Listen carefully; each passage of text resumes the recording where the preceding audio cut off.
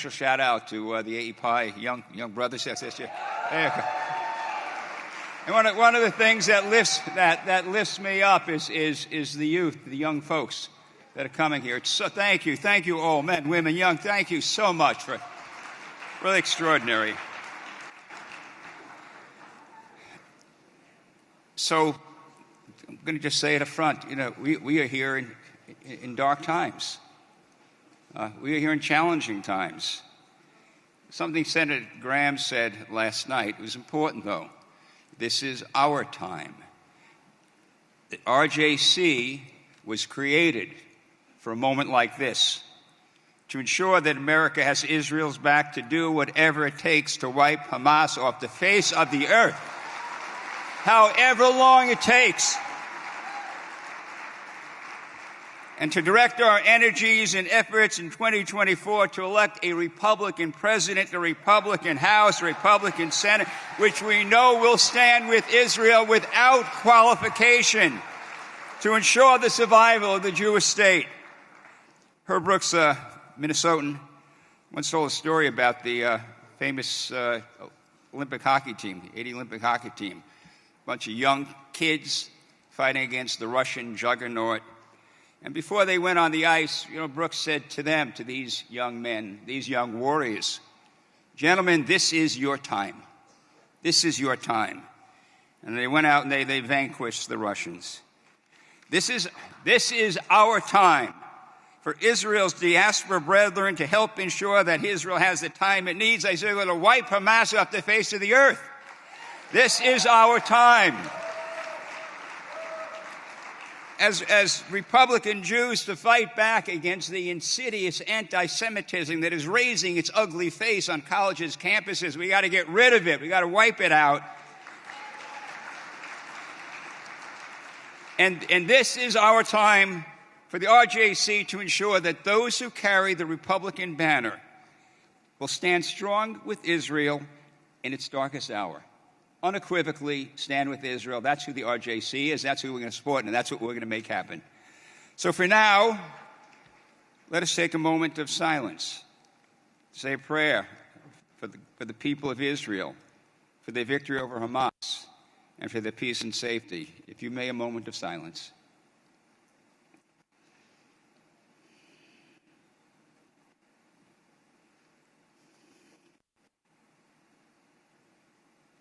Thank you. It's in the last month that I've been most proud and honored to serve as the RJC's national chairman.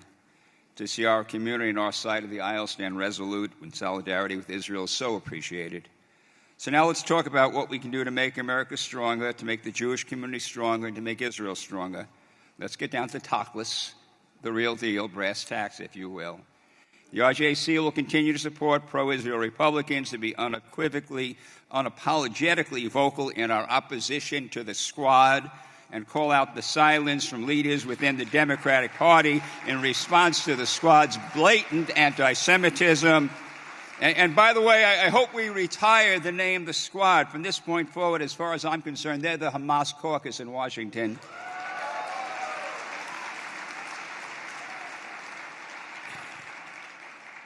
It is a rather chilling fact that not since the Holocaust have so many Jews been killed on one day.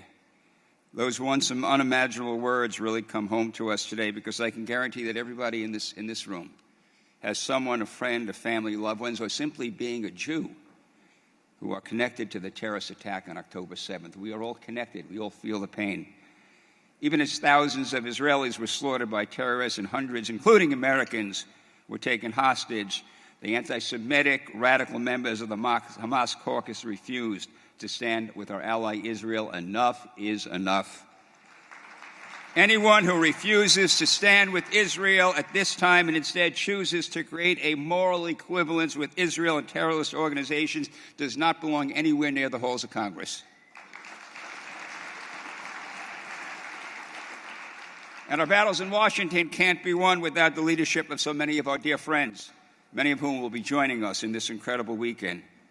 I hope each of you truly understands the significance of being joined in person by the House and Senate leadership and every major presidential candidate in the GOP primary field. This shows the importance of your voice and the impact of our organization within the GOP. Give yourselves a big round of applause.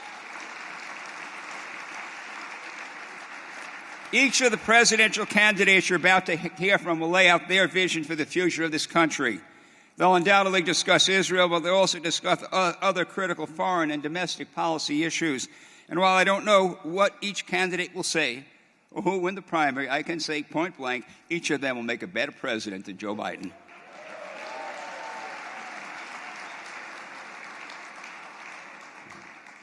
Before I close, I want to highlight Israel's national anthem, which was recited during last night's Shabbat dinner, Hatikva.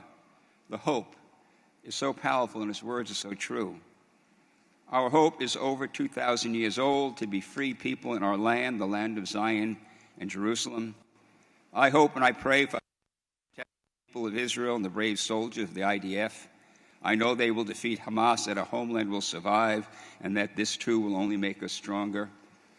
I want to close by something I read from our beloved Mary Matelson. I just read it last night.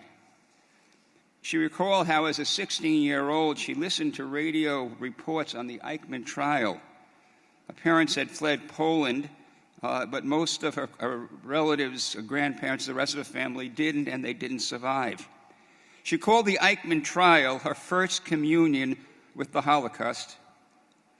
It told her first communion with kin she had never known, that she understood the Holocaust. And she said that the hell that was Simchat Torah in our southern borders plunged her into the horror of in that same way. But she concluded by saying, we are Am HaNetzach, the eternal people. While not only an age-old bond with the Creator, but also a constant reckoning with those who seek to destroy us in the most painful ways possible. That this new foe failed to understand the new Jew of Israel, our ancient homeland, reborn and never to be abandoned. She wrote that now that Israelis did not rush to board departing planes or flights. Instead, extra flights had to be made available to accommodate all those IDF reservists who were coming back home. That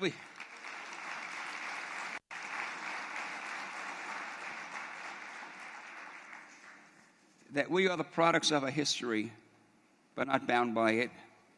The startup nation of Israel will rise up.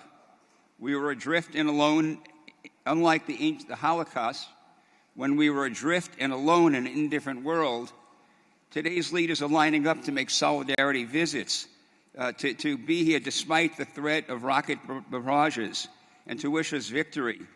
And victorious we shall be.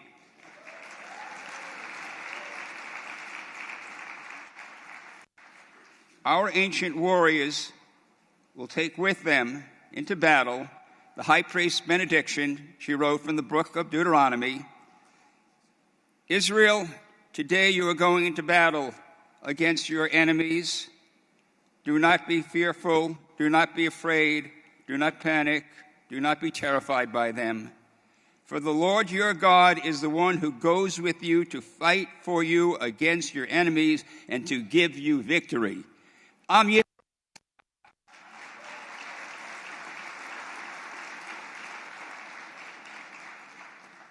is now my honor to introduce my dear friend, and truly dear friend, chairwoman of the RNC. After all the candidates you're here this morning, you'll be hearing from them again in just 10 days. Ron has traveled with us to Israel. She's been with us to the Holy Land, and she's really an extraordinary woman, an extraordinary leader, and really is one of us. One of us. We're honored to be co-hosting the next GOP presidential debate with the RNC in Miami on November 8th. The RNC's decision to invite the RJC to be its partner for this debate demonstrates the value and the importance that the Republican Party places upon the Jewish community and its growing support for the GOP and the impact that the Republican Jewish Coalition has as an organization. This is a historic opportunity, as no other Jewish organization has ever co-sponsored a national presidential debate. Ladies and gentlemen, it gives me great pleasure, and let's give a great, big, warm RJC welcome to the chairwoman of the Republican National Committee, our great friend, Ronna McDaniel. Ronna.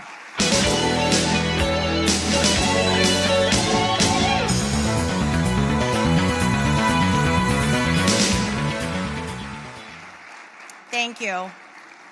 It is such an honor to be at the Republican Jewish Coalition National Meeting. It is an honor to be with all of you. There is no place I would rather be. I want to thank Norm Coleman. What an amazing, amazing man you have chairing this organization. I want to thank Matt Brooks. The RJC has been such an important part of my life. I have gone with the Republican Jewish Coalition to Israel when we opened an embassy in Jerusalem.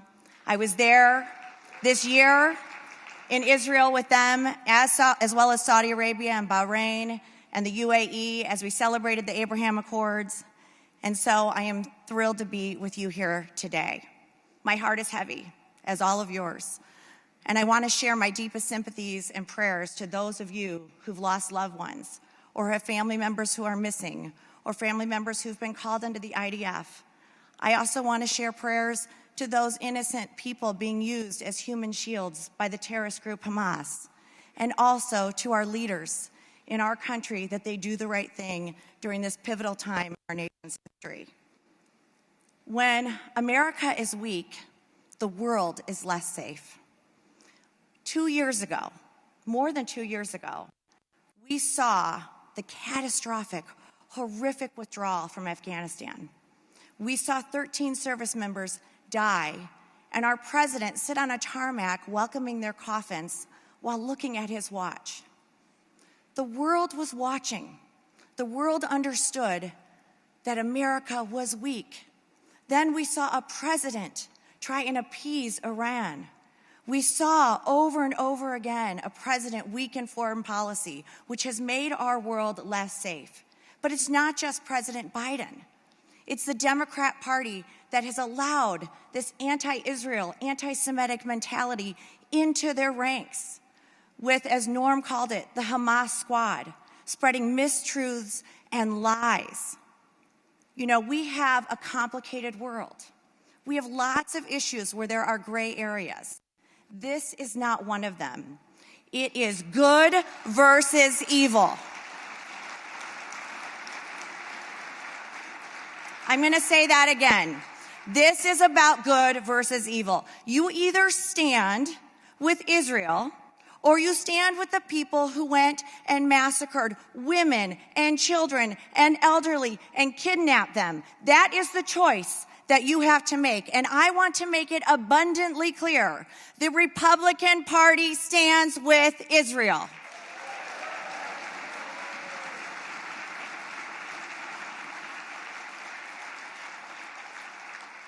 That is why we made a historic decision after October 7th.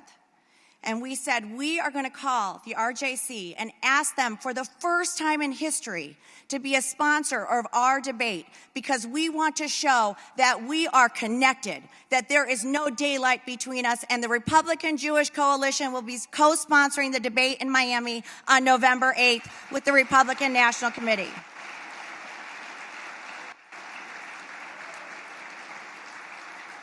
I think right now we also know elections matter.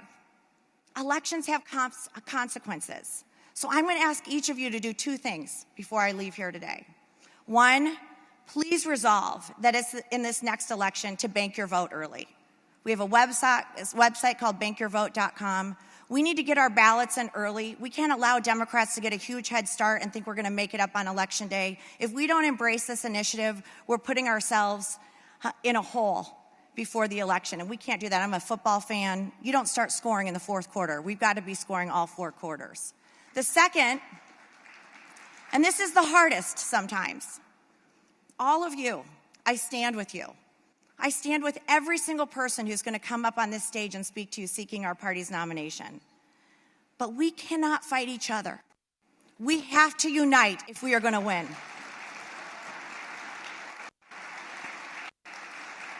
And I want you to say that to these candidates as we go through this primary process. And it gets rough, and things are said that are tough. But at the end of the day, the things that we stand for are so much greater than anything that divides us. And there is no time in the world that I think it is more important to have Republican leadership than this time, here and now. So please, resolve to unite around our eventual nominee. United, we will win. United, we will be able to say, never again, because the Republican Party will stand strong with Israel, and we know what good versus evil means. And united, we will keep the House, we will win back the Senate, and we will win the White House. Thank you for having me. I appreciate you. I love the RJC. God bless you, God bless Israel, and God bless the United States of America. Thank you so much.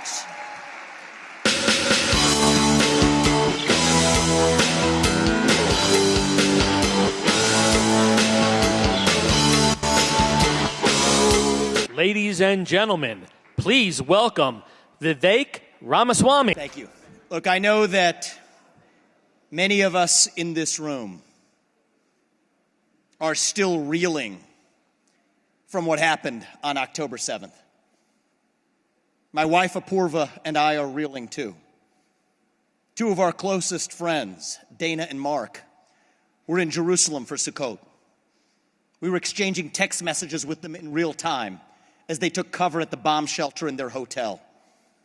I know many of you lost loved ones that day or know close friends who did. And even worse, right here at home now, Jewish Americans now suffer in the United States of America as our fellow Americans throw salt on their wounds. We hear the bone-chilling story of a new anti-Semitic attack in this country almost daily. From the Jewish students at Cooper Union, who were locked in the school library as pro-Palestinian demonstrators pounded down the door, to the Israeli students at Harvard Business School, my alma mater at Harvard, and Columbia, who were violently attacked after peacefully confronting those who disagreed with them.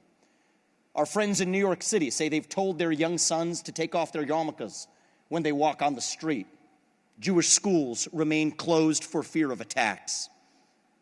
That is not America. We are a nation where every Jew and every American deserves to be safe, to be free to worship, to be free to be who you are without fear. Thank you. That is the America I know. But it's no surprise how we got here. I actually wrote a book about this a few years ago, Woke Inc. It is the inevitable result of this self-loathing, anti-American woke orthodoxy that has pervaded our universities, our companies, and nearly every major institution across this country over the last decade. History teaches us that anti-Semitism is actually a symptom of a deeper cultural malaise. And I believe the left-wing woke cancer was always destined to end in the destination of anti-Semitism. I said this in my book several years ago. Now you look today, a recent poll finds that Gen Z is divided 50-50 on whether they support Hamas or Israel. Young people in this country are lost. I am 38 years old. I am the first millennial ever to run for U.S. president. I can tell you what's going on in our generation. They are hungry for purpose, for meaning, for a cause, for identity. And for a generation, we've taught them to fill that hunger by going to Ben & Jerry's and ordering a cup of ice cream with some anti-Semitic sprinkles on top. It's no surprise they're now spewing back that same anti-Semitism coming out of their mouth in reverse. So with all of that said, let me relieve some of the tension in this room this morning by calling out an elephant in this room. Many of you have heard my policy views described by the press as unfriendly to Israel. Some have even described me and my views as anti-Israel. That's dead wrong. We have enough anti-Semitism in this country that we don't need to artificially manufacture more of it. My message to you this morning will be, I believe, the most pro-Israel vision that you will hear today, but it's not going to take the form of standard GOP-approved talking points. Over a decade ago, I was recruited by Rabbi Shmuley Hecht at Yale to join Shabtai, the Jewish society on campus. I was the first Hindu and one of the only non-Jews to be recruited, and I ended up becoming one of its most involved members, and in recent years, one of its largest alumni supporters. I learned a lot from Shmuley at Yale during my time at Shabtai. I learned that native-born Israelis are called sabras, which is Hebrew for the leaf of the prickly pear cactus, a tough, thorny exterior with a sweet and kind interior. I saw that firsthand on my first trip to Israel a decade ago to meet the family who became the first investor in my company. The family and I had an instant connection because it turns out that I shared something in common with them, something that I've shared in common with most of the Israelis I've ever met since. We are a candid people, brutally candid. I'll be brutally candid with you today. Let me start by quoting David Ben-Gurion, the founder of modern Israel as we know it. He had a thorny exterior. He was candid. And here's what he had to say to the West in the aftermath of the Holocaust.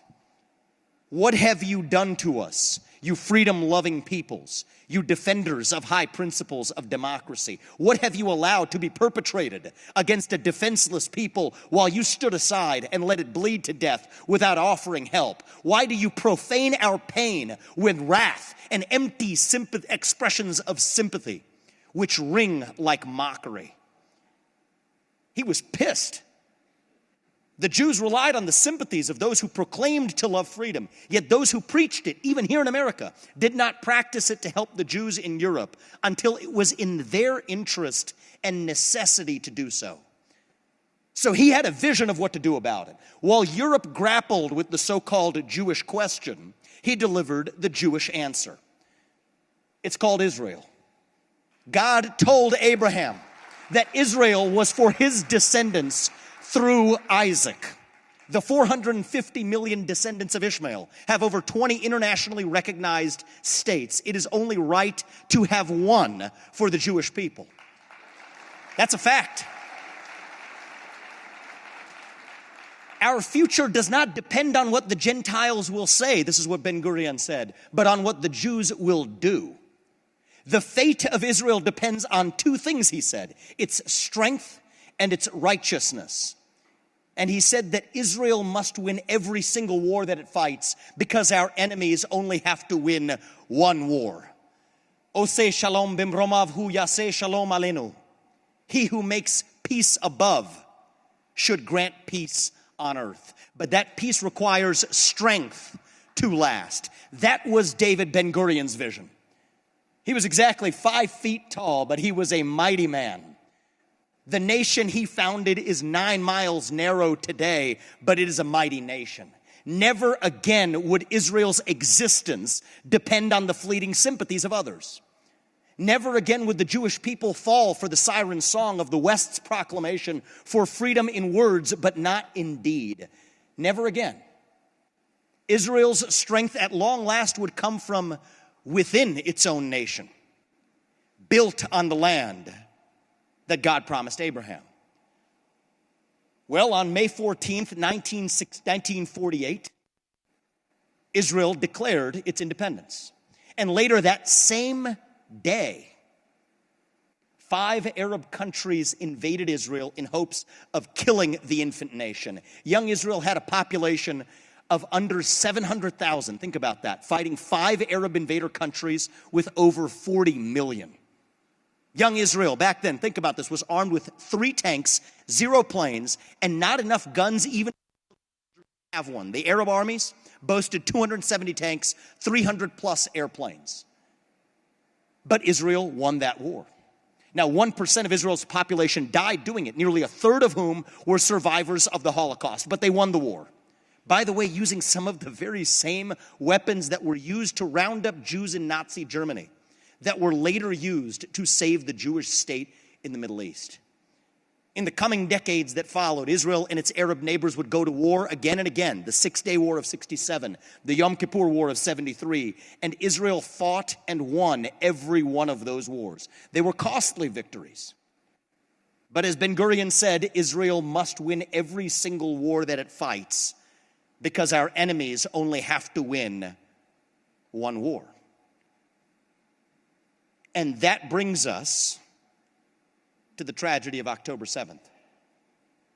The Hamas attacks were barbaric. They were medieval. They were subhuman.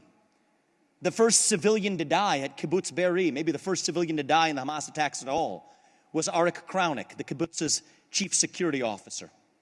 Armed with just a rifle and a pistol, he killed 7 Hamas attackers at the gate before more terrorists took him down. On that same kibbutz, Renat and Chen Evan took their family and jumped from their burning home.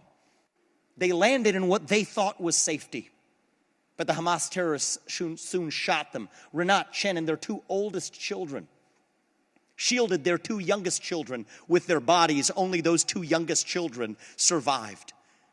In another kibbutz, a young mother named Adi Vital Kaplun had to make a terrible choice. Hamas terrorists were in her home. She knew it was too late for her, so she called her husband and her father to warn them not to come to the house. She was soon shot dead in front of her 2 children, a 4-year-old and a 4-month-old. These are 3 stories amongst over 1,000 like them. David Ben-Gurion said at Israel's founding, the most dangerous enemy to Israel's security is the intellectual inertia of those who are responsible for security. Here's a hard truth. There's no doubt that there was some intellectual inertia within Israel's modern military and intelligence that allowed for a failure of those defenses that allowed October 7th to happen. And there is also a role for the U.S. to admit. The long-standing relationship and alliance between the U.S. and Israel is special. Decades, thank you, it is true. Goes to the heart of who we are as a people. Decades of intelligence sharing, shared democratic values, co-development of defense technologies, including the Iron Dome itself, which was helpful on that day. But whatever military aid the U.S. provided to Israel for the last 10 years did absolutely nothing to prevent that breach, which was the worst attack that Israel has faced in 50 years, possibly ever in its history. And I think it is at least reasonable to ask the question of whether the supposedly protective blanket that the U.S. provided may have in a small way contributed to the intellectual inertia of Israel's own defenses. That might be a question that David Ben-Gurion would ask if he were alive today. The U.S. and Israel, we share a vital interest in making sure that Iran never, ever acquires a nuclear weapon. And it is utter lunacy that the Biden administration made a $6 billion ransom payment to Iran, which not only calls for the death of Israel, but calls for death to America. Yet against that backdrop, here's the part you won't hear from others, but I'm here to speak hard truths. It is also sheer lunacy for the U.S. to have advanced discussions this summer about the transfer of nuclear technology to Iran's Sunni rival, Saudi Arabia, which, while more accommodating than Iran is, of course, towards the U.S. and Israel, absolutely should not become a nuclear power either. That's a fact. And here's a harder truth. We're seeing this by the day as the news comes out, but we have to confront the truth if we're going to find our way forward. There's almost no doubt that the October 7th attacks on Israel were, at least in some small way, in part the result of that disastrous maneuver by this Biden administration. That is a hard truth that we as Americans must confront, that some of our poor decisions may have played a role in catalyzing the October 7th attack on our most important Middle Eastern ally, even though that is not a particularly popular narrative in the media right now. These are all part of the backstory of how October 7th actually happened. We can't just spout the slogans that we're supposed to say in public. We have to confront the truth, not when it's easy, but when it is hard, when it is difficult, and in this case, when it is at times ugly. Which brings me to the truth of what to do about it. My view is that now is the moment for Israel to return to its founding premise. The Jewish state has an absolute right to exist.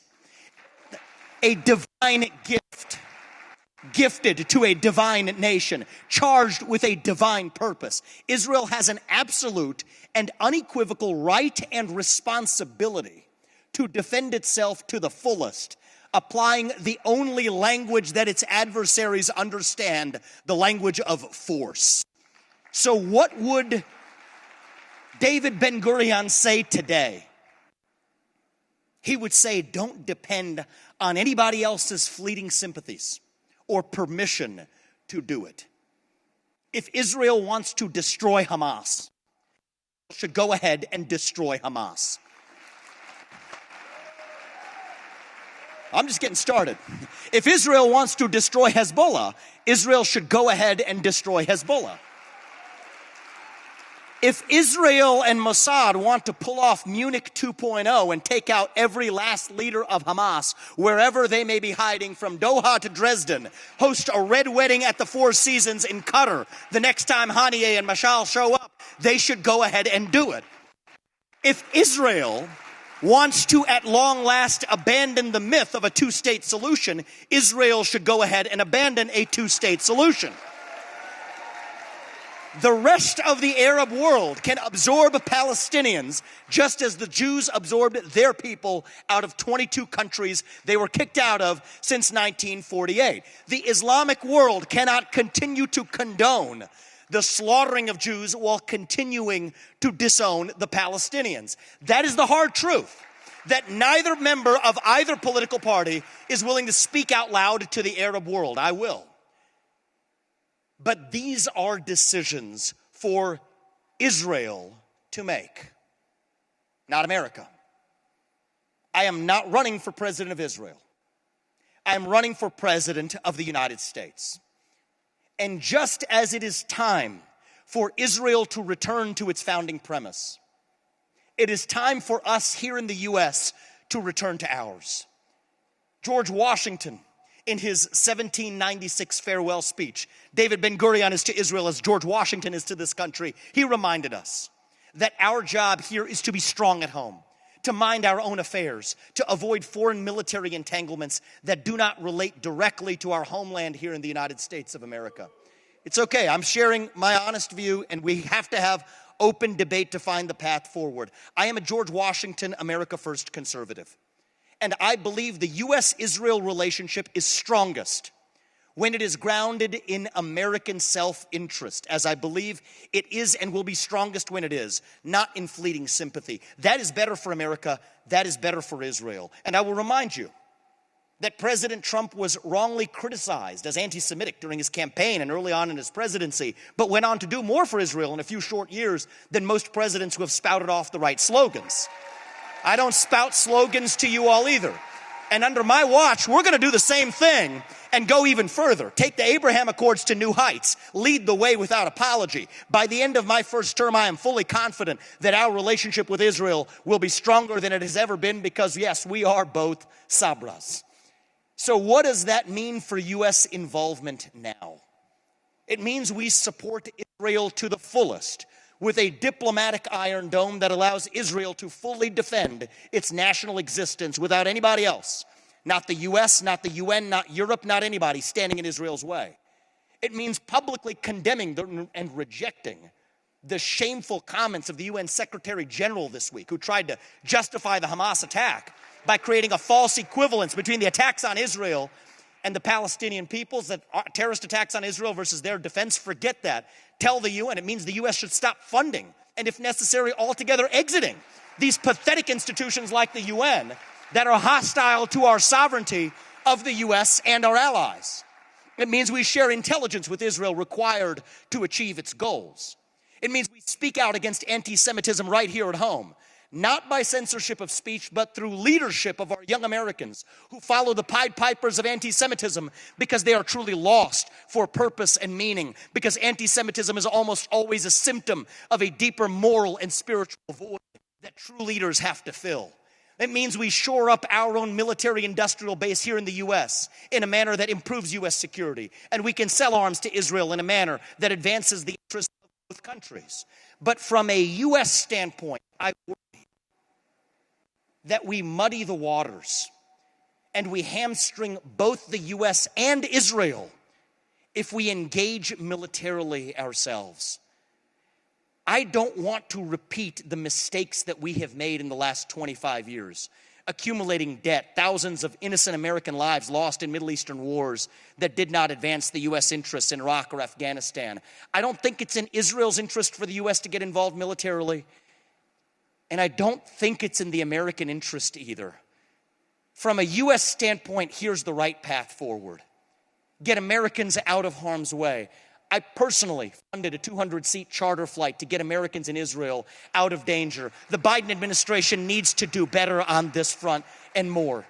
I believe that we have to do better in every respect. We have to think about how we get Americans, our troops, out of places like Syria and Iraq, where they never should have been in the first place. Force Hamas to release any remaining American hostages before a broader war begins. The American first agenda means no American left behind. Get our sons and daughters out of those places, like Syria and Iraq, where there's no place for them to be in the first place, and where they're sitting targets today. And in the meantime, I will be clear that if you hit us, we will hit you back 10 times harder. That's a principle in America. We will be crystal clear with Iran that you better not get involved in this conflict in backing this war against Israel. And as long as Iran doesn't intervene, we won't either. We will be crystal clear with the UN and the rest of the world that Israel is free to defend itself to the fullest, using whatever means Israel determines to be in its national self-interest. Now, right now, today, this Saturday morning, as we convene in this room, Jews are convening in the synagogues of the world and reading this week's Lech Lecha from Genesis. And the Lord said to Abraham, "Go forth from your land and from your birthplace and from your father's house to the land that I will show you. And I will make into you a and I will bless you. And I will aggrandize your name, and you shall be a blessing. And I will bless those who bless you. And the one who curses you, I will curse. And all the families of the earth shall be blessed in you." And the Lord appeared to Abraham, and he said, "To your seed I will give this land." And there he built an altar to the Lord who had appeared to him. Israel is still that great nation. We bless this great nation, our friend and our ally. Israel, we believe in your birthright, and I have full confidence that if left unrestrained, the IDF will be able to get the job done of defending Israel. I know they can do it. I personally hope for a successful in-and-out operation. I would love nothing more than for the IDF to put the heads of the top 100 Hamas leaders on stakes and line them up on the Israel-Gaza border as a sign that October 7, 2023 will never happen again, and then to use all of those saved resources to build the border defenses of the future. But that is Israel's decision to make, not ours. That is what David Ben-Gurion would tell Israel to do. That is what George Washington would tell the United States to do. And I will close with the words that Menachem Begin spoke to Joe Biden in 1982. "I am not a Jew with trembling knees. I am a proud Jew with 3,700 years of civilized history. Nobody came to our aid when we were dying in the gas chambers and ovens. Nobody came to our aid when we were striving to create our country. We paid for it. We fought for it. We died for it. We will stand by our principles. We will defend them. And when necessary, we will die for them again. Israel, we are with you. We are praying for you. We have real work to do here in the meantime. We will make sure those students at Cooper Union don't have to hide in a locked library for fear of violence. That the Jewish day schools don't have to stay closed for fear of attacks. That young boys in New York City will no longer have to take off their yarmulkes when they walk on the streets, but that they can be proud of who they are and achieve their dreams without fear. Internationally, we will make sure that nobody stands in Israel's way as you defend your land to the fullest. But now it's up to you to do what you have always done. Go win this war and protect your homeland without asking anybody for permission or anybody for forgiveness. And go make David Ben-Gurion proud. Thank you all. May God bless you. God bless Israel. And God bless our united States of America. Thank you. Thank you.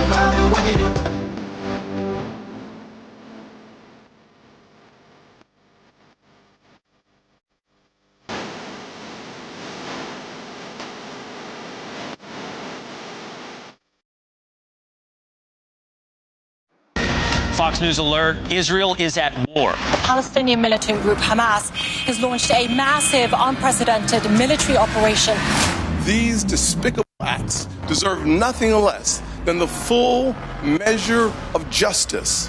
The people behind them need to feel the wrath of God. Evil is the only word for it. That kind of evil should have a swift, clear, complete reaction to it, and we should be supporting Israel. Needs to be wiped from the face of the earth. Time after time, Joe Biden has revealed a lack of backbone. It is costing us in dear lives. His negotiations of $6 billion he gave to Iran helped to fund the attacks. Bottom line is simply this, that your president gave $6 billion to pay for hostages. He gave it to the #1 state sponsor terrorism. As a result of that, $6 billion, the price of every American head went high, and there's a price to be paid for that. You see the squad out there with their anti-Semitism. We cannot have members of Congress being a part of the propaganda machine for Hamas. It's undeniably crazy. I am leading on legislation that eliminates funding for universities that say it is acceptable for their students to call for genocide. I was next thing having our special operation forces positioned to help free American hostages. If you take an American hostage, you're light. The weakness of this president caused chaos and conflict around the world, so we need a new commander-in-chief so that what we say, we mean, and that means there are consequences that follow. If we are not loyal to our allies, no one will be lethal to our adversaries. And when I am president, there will not be one terrorist, not one anti-Semite on the face of the earth who doubts for 1 second that America has Israel's back. Ladies and gentlemen, please welcome Senator Tim Scott.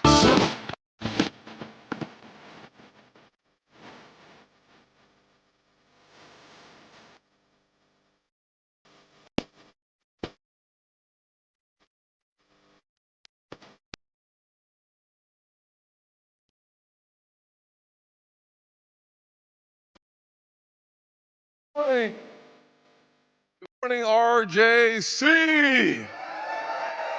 It's always good to be here. Thank you so much for inviting me back again this year. Thank you to Matt Brooks, my really good friend Eric Levine, and all of RJC for the organization you have built. I'm not going to use my time today to give you a 20-minute policy speech. You're welcome. Young lady in the front said, thank you so much. Absolutely. 48 hours after Israel was attacked, I spoke for 30 minutes at the Hudson Institute. I laid out a blueprint for reversing the Biden policy of America's weakness, treat, and rewarding terrorism that cost innocent Americans and Israelis their lives. We need to stop spending and sending pallets of cash and unrequited love to Iran.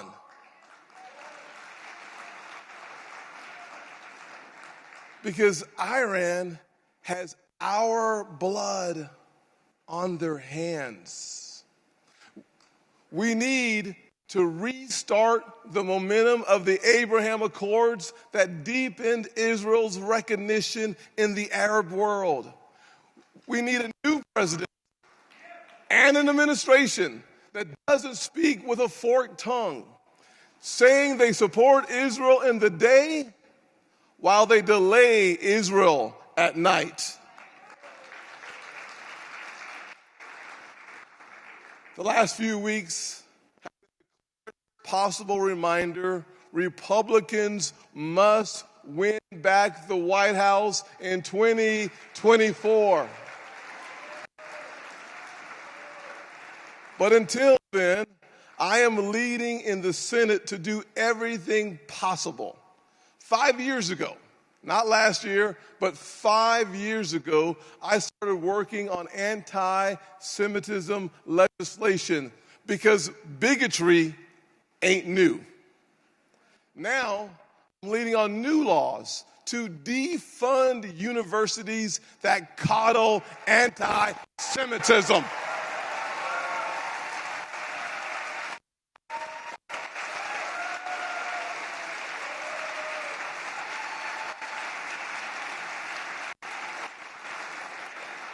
I started working in May on new laws to stop Iran setting. They should stay permanent and much more. But I'm not here to just talk about the legislation. I want to talk about something that is even deeper than policy details and even more urgent. As a Christian, I see the Jewish people as my elder brothers and sisters in faith. We all serve the one true God, the God of Abraham, of Isaac, and Jacob. And the scriptures that we hold in common make one thing very clear. We have a calling, a duty to recognize evil and to confront it and call it by its name. Proverbs says, "He who justifies the wicked or condemn the righteous are an abomination to the Lord." Beheading babies,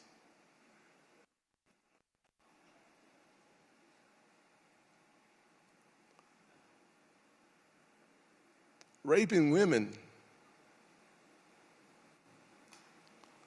burning children alive, kidnapping families from their homes. This is not protest. It's not geopolitics. It is evil personified.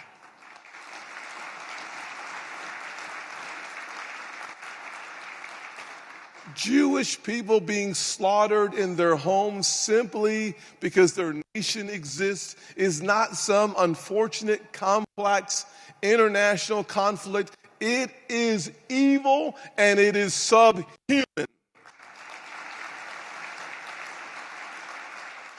When a terrorist calls his parents to brag about the Jews he has killed with his bare hands, and the response from his parents are tears of joy, that is evil from the pit of hell.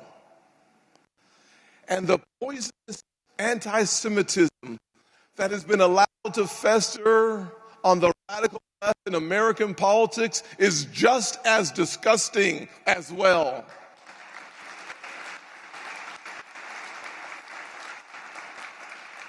Our first president, George Washington, wrote a letter to a Jewish congregation. He reassured them that our brand new country would give to bigotry no sanction, to persecution no assistance. He said the children of Abraham would not live in fear.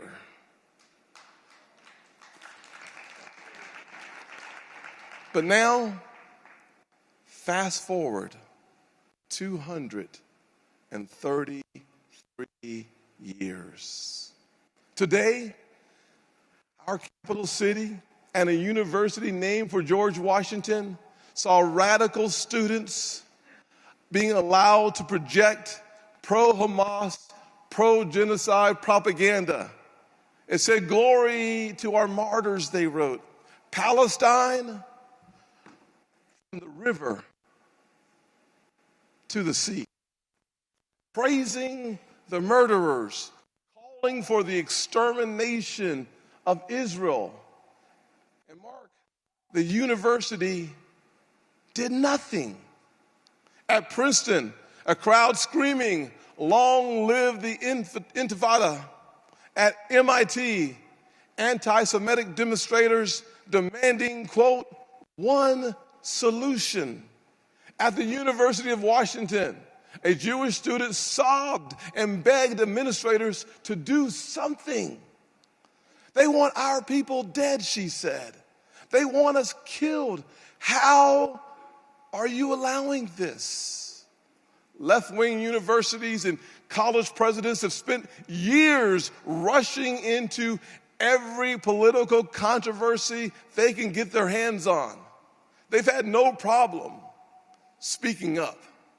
But now that their own institutions are being used as platforms to call for genocide, now they offer pathetic equivocation, or worse, deafening silence. They seem more offended by microaggressions than by mass murder. In the 1990s, the late Justice Scalia delivered a bone-chilling speech about the Holocaust. He said, "We will have missed the most frightening aspect of it all if we do not appreciate that it happened in one of the most educated, progressive, cultured countries on the planet." The Germany of the 1930s proved that a society can place all the value they want on education and credentials and elite institutions.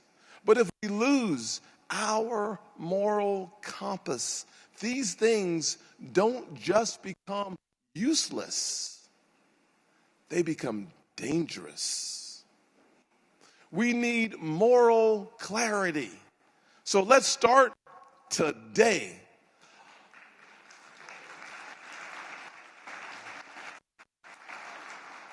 Let this echo across every college campus in America. A federal subsidy for your education is not a right, it's a privilege.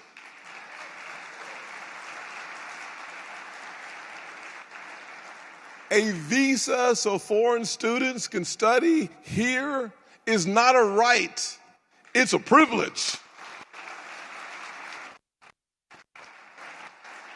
Do you want to know what a right is? The right of Jewish Americans to walk down the street in safety. That's a right. Do you want to know what a right is? The right of Jewish students to study in their own college library without being suggested that you hide in an attic. That's a right. And this goes deeper than our college campuses. We have seen the footage of Israel supporters being assaulted on our streets by radicals draped in a Palestinian flag. NYPD has seen an explosion of anti-Semitic hate crimes in New York City over the last 3 weeks. The ADL is tracking a 400% increase, spike nationwide. If this was any other minority group, hear me. If this was any other minority group, the far left would be screaming from the rooftops, and the media would be lighting their hair on fire. Progressives say they're all about the safety and the feelings of minorities, the oppressed, the marginalized. But when it comes to Jewish Americans who are hurting, they're silent. I can only call that one thing: anti-Semitism. Plain and simple Call it what it is. It is wrong, it is un-American, and it is unacceptable. We must stand and be counted on the side of right. Our nation deserves better. Our Jewish community deserves better. America, stand up and do what's right. Don't let our friends in the community have to defend themselves. Don't let our friends in the community have to stand for themselves. The evil extends all the way to the halls of Congress. This week, just this week, 15 radical Democrats voted against condemning the Hamas attacks, or they simply voted present.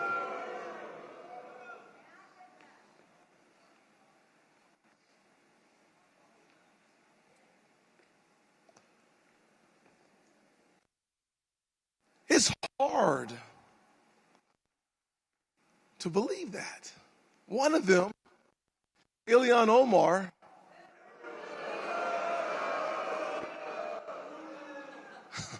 literally claimed that the Jewish people had hypnotized the world.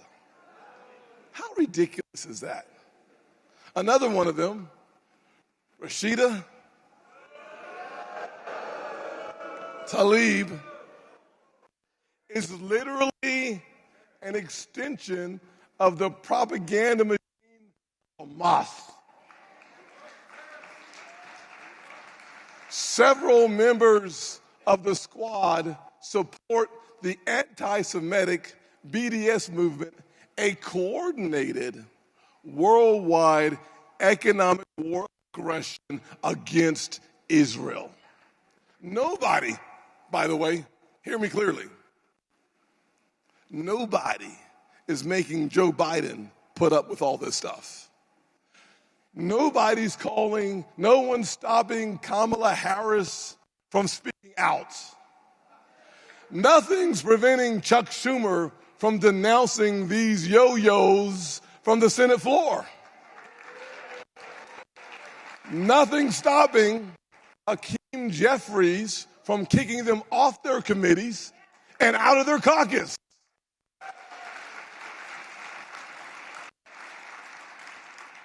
Nothing except the fact that they only care about power. They would rather embrace anti-Semitism within their ranks than upset their liberal base. You know, there's a point where cowardice becomes complicity, and they're way past that point. You see, we have to cut out the rot of anti-Semitism from our society. We need cultural chemotherapy to fight this cancer.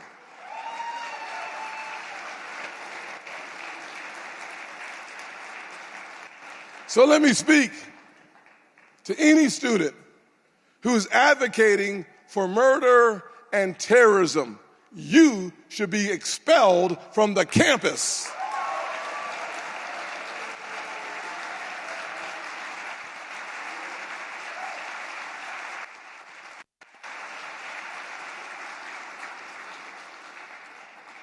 And to any student on a foreign visa who calls for genocide should be deported. You're gone.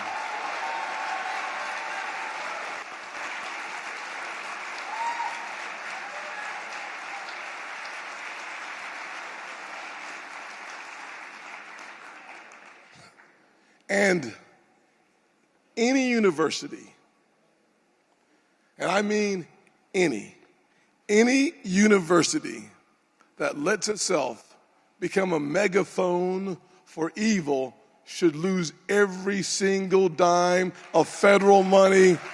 Your tax dollars should not support that crap.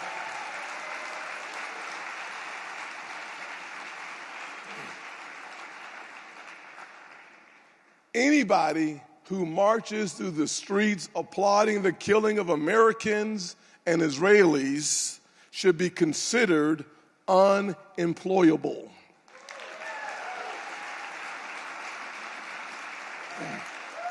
They won't work in my office.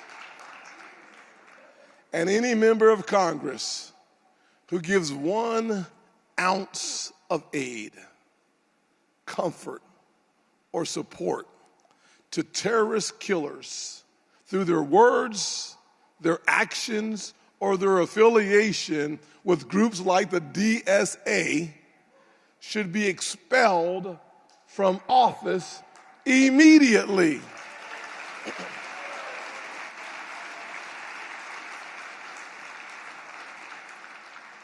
Let me tell you why, though. If you support Hamas, you are in violation of your oath of office, period. Let me close with this.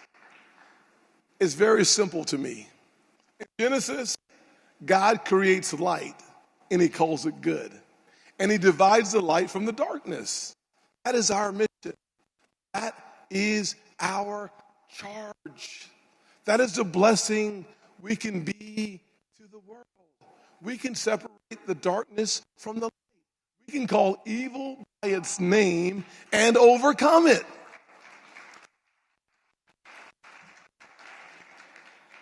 You know, people ask, who will stand in the gap for the Jewish people? I say, I will stand in the gap for the Jewish people. I will stand alone. I will stand with 2. I will stand with 100. I will stand in the gap for the Jewish people. You shouldn't have to stand for yourself. I will take that on. Who will fight cancer of anti-Semitism on college campuses? We will. Who will reclaim our streets for peace and patriotism? We will. And let me tell you, the book of Isaiah 62 is the prophet's prayer for Israel. Because I love Zion, I will not be silent. Because my heart yearns for Jerusalem, I cannot be silent. I will not stop praying for her until her righteousness shines like the dawn and her salvation blazes like a burning torch. My friends, may we be messengers. May we be ambassadors of God's mercy to the good, but may we also be instruments of his justice to the wicked. You see, good will triumph and evil will fail. Hamas and its allies need to feel the wrath of God. And I dare say, may they meet the wrath of God with some American military hardware. Send them on their way. God bless. Stay strong. Stay safe. And let's win this fight. So ride me, mama, like a wagon wheel. Ride me, mama, anyway. Hey, Ladies and gentlemen, please welcome Governor Christie.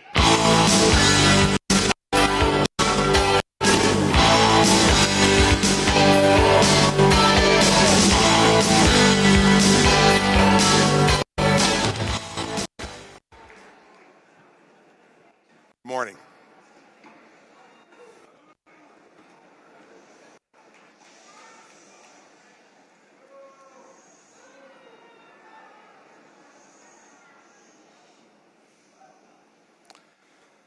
Today is too serious a day. Too serious a day. And too serious a moment for pettiness. Today is too serious a day and too serious a moment. Much too serious a moment for unserious people.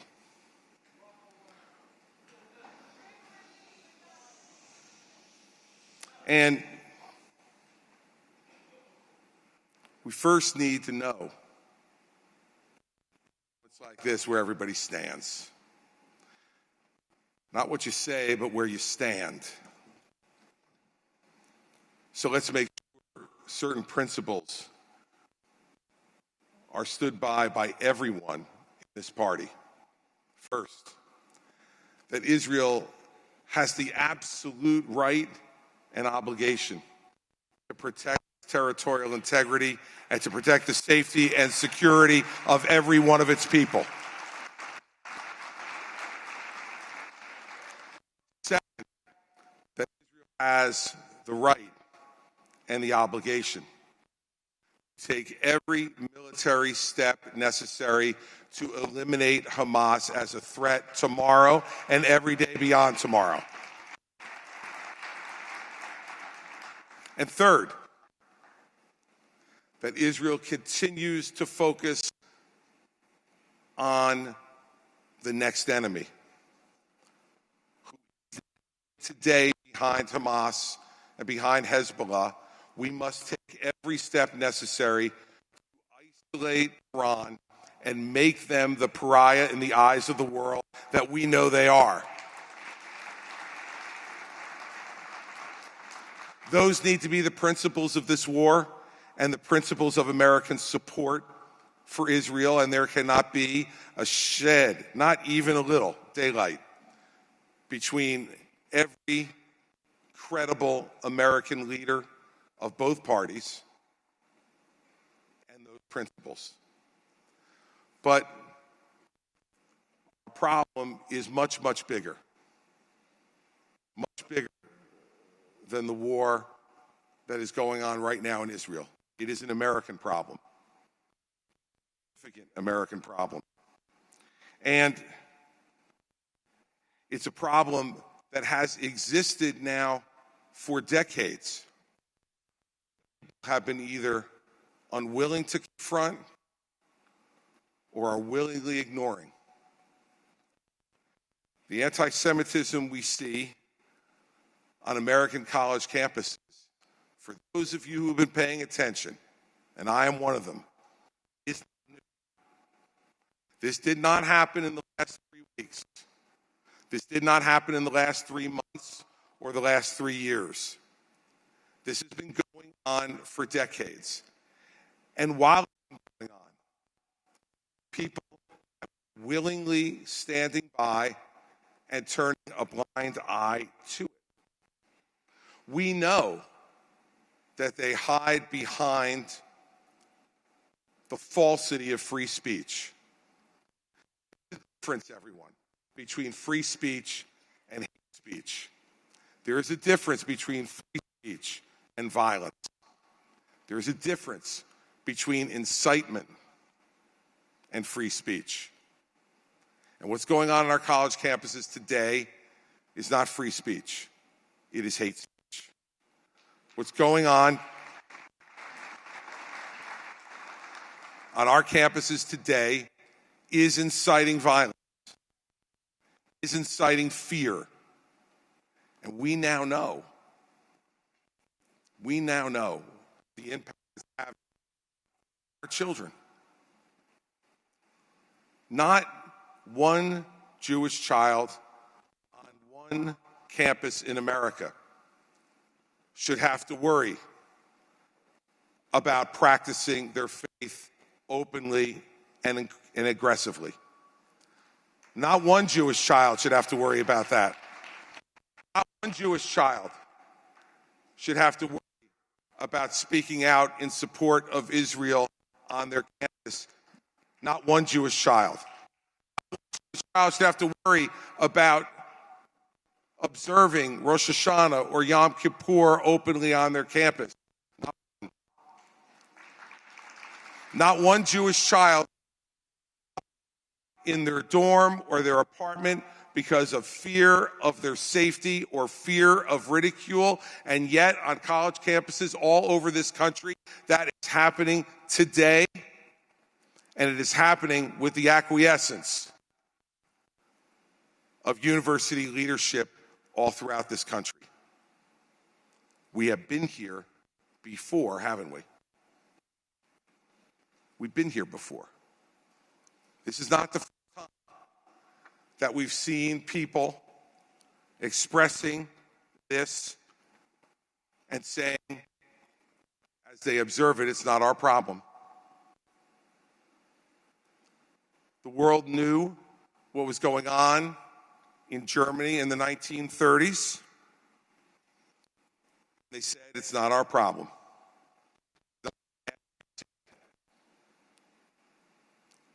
Yet we know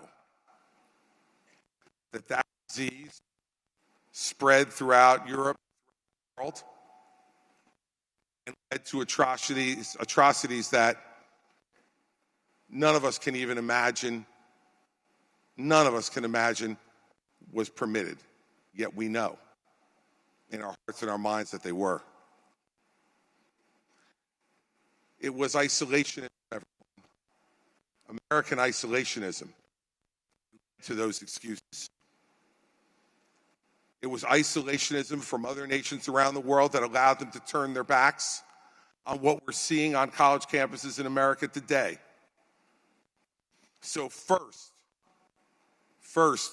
we must begin to fix our own problems inside our own borders. Everyone has a different definition of America first. My definition of it in this context is this: America must first fix the problem of anti-Semitism by standing up and saying, absolutely not on our campuses, not in our country, never, never again.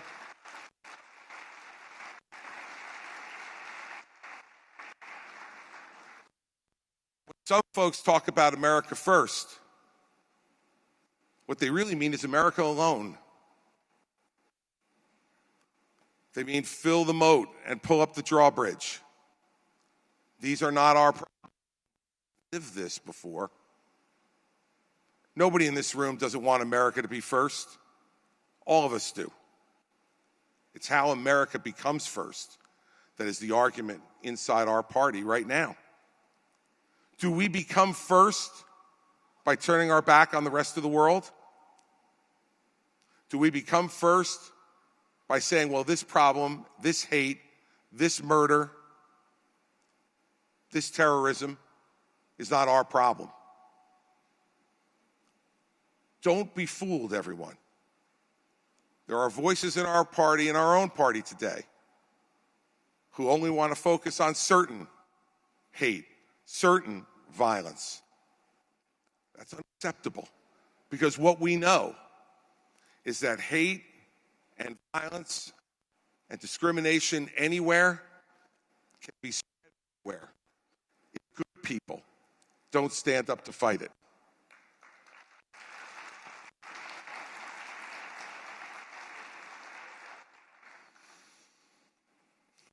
We've seen people as American patriots who don't understand what American patriotism really means.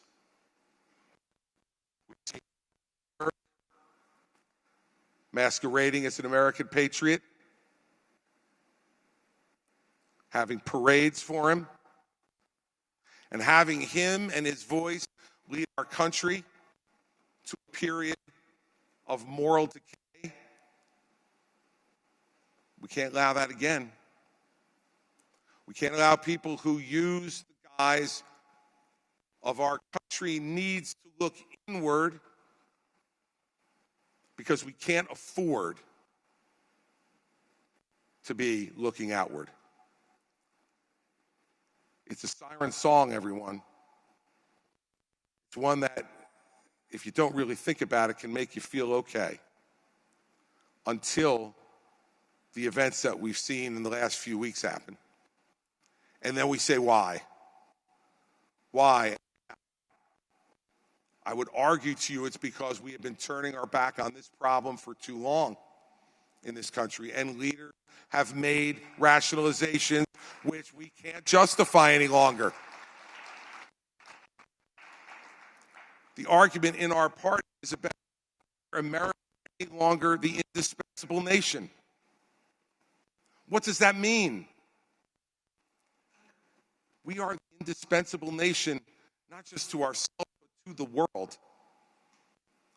When moments like this happen, where does the world turn? And if America does not answer the call,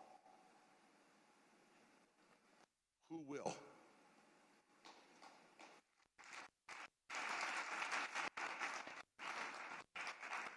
The Russians, the Chinese, the North Koreans, the Iranians.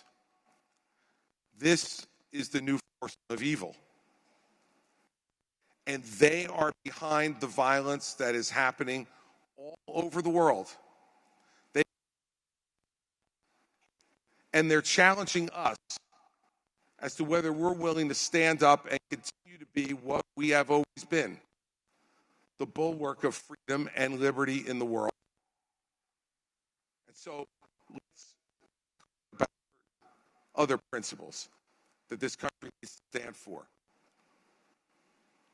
When hate and murder is happening anywhere in the world, America's voice must be strong.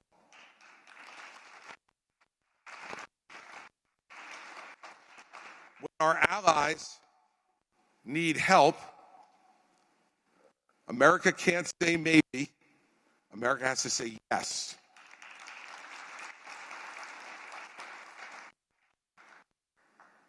And when we look inside our own country,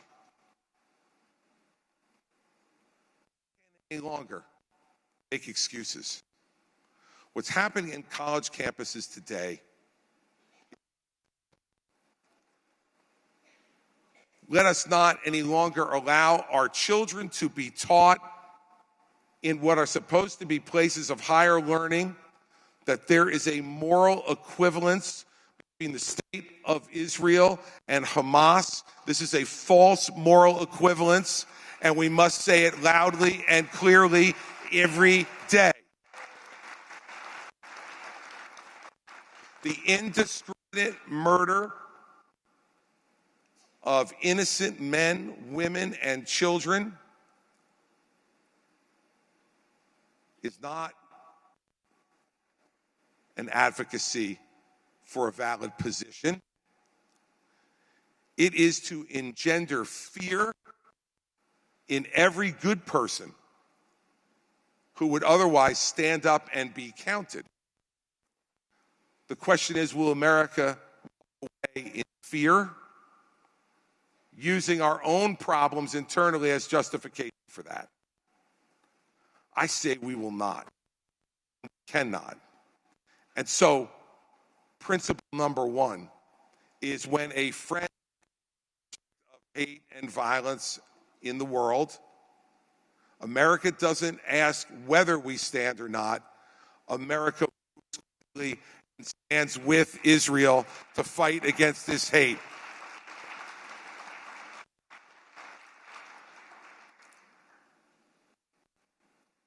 Principle number two is that if we are willing to stand up against hate and violence against our allies around the globe, we must be willing to stand up against hate and violence inside our own country. There are not good people on both sides of this argument. There is only good and bad, right and wrong, good and evil, and we must stand up for the good, regardless of who's saying it on the other side.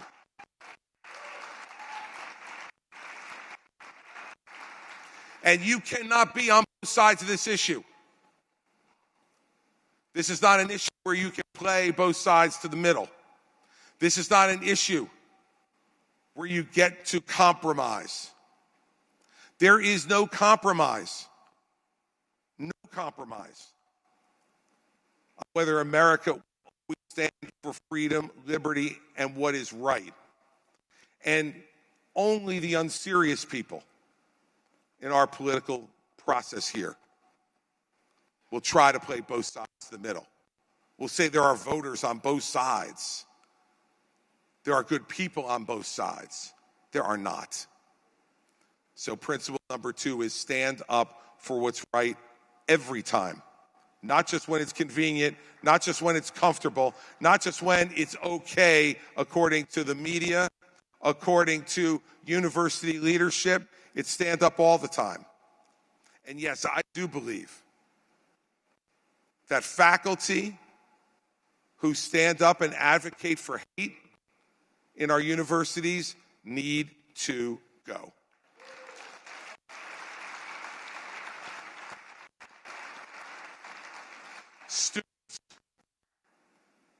Students who are sent there to learn,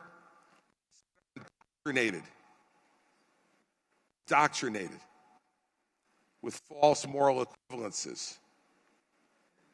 We need to stand up to tell them that what they're hearing on these university campuses will lead them to a world that will just be ugly, dangerous, and not free. Not free. America is the indispensable nation because we've never been afraid to stand for these things. And we need to make sure that everyone understands that we will not back away or back down. And I hear too much argument in this country about what we're able to do. Under the current circumstances, what can we possibly do? We can't stand against evil around the world. We haven't fixed our southern border. Everybody, we start saying those type of choices are okay, then this country is no longer the indispensable nation. We will be America, not first, but America alone. And that's not who we want to be.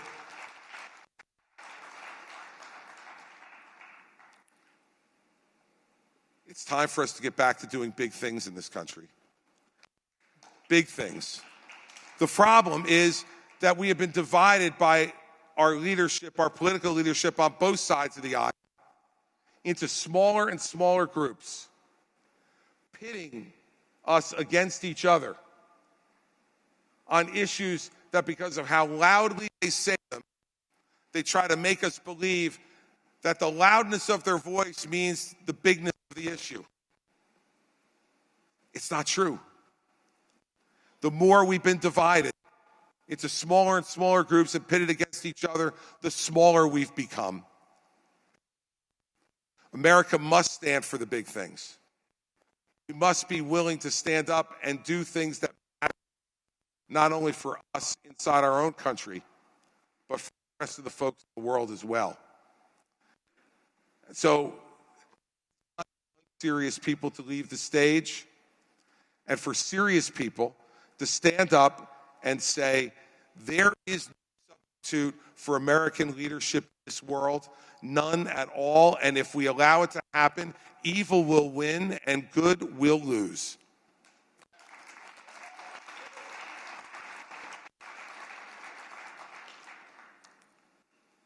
The loudness of your voice doesn't equal the righteousness of your cause. The righteousness of your cause is determined by the deeds you perform and what you believe in your heart. I'm not up here reading from a speech or a text because I don't need to. Because this is no longer about the specific nuances of any policy. This is about what you believe in your heart.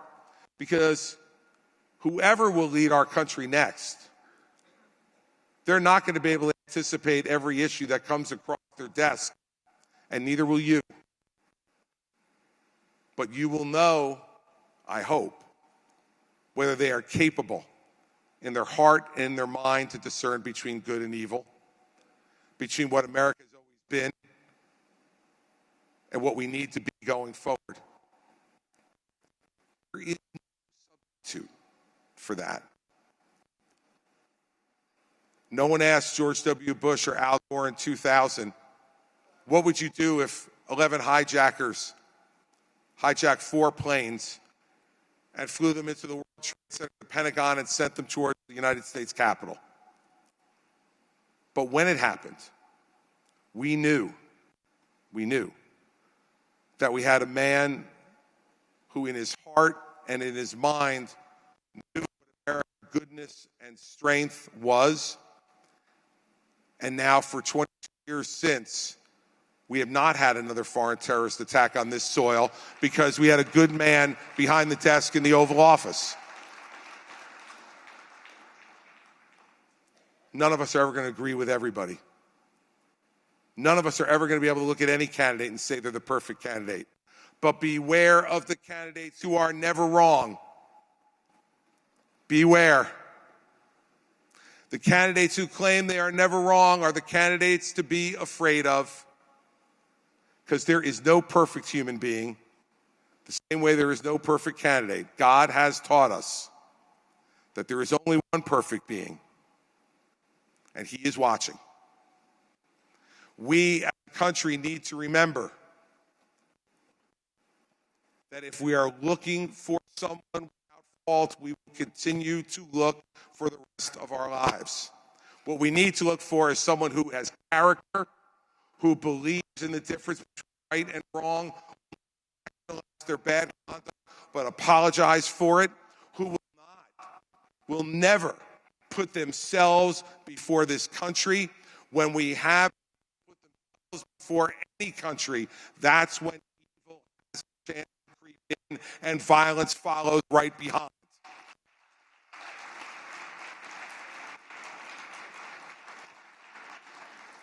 And let's dispense with the idea that telling the truth is easy. It is not. It's not easy to have to tell the truth. We all respond to the cheers and the boos of the crowd. We all are affected, whether we want to admit it or not, by how we perceive we are being received. But if we permit that to change the fundamental truth of what's happening in this country, then we are not serving the people we're asking to lead. America is the indispensable nation because we are a nation of laws. We are not a nation of men and women. But those laws only stand, and those principles only stand, if good men and women have the courage to tell the truth. I will never stop telling you the truth. We will always stand together for the truth that stands next to goodness and righteousness, against violence.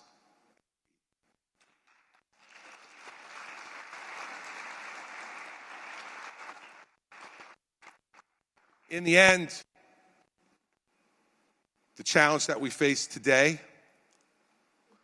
the challenge that Israel faces, the challenge that we're facing in Ukraine, the challenge that we are facing in the South China Sea, the challenge that we are facing inside our own borders,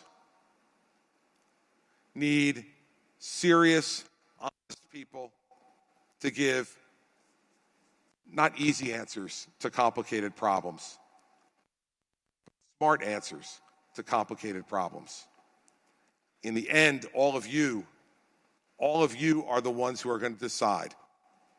I thank God for that you are here. I thank God for the fact that you care. I thank God for the fact that you are fighting.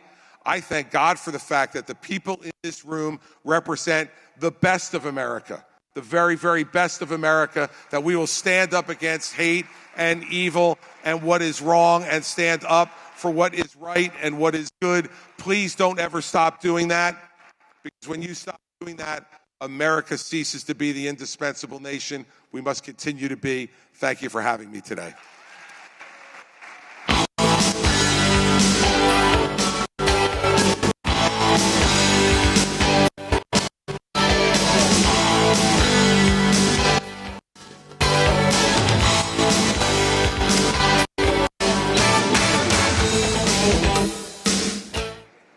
Ladies and gentlemen, please welcome Governor Doug Burgum.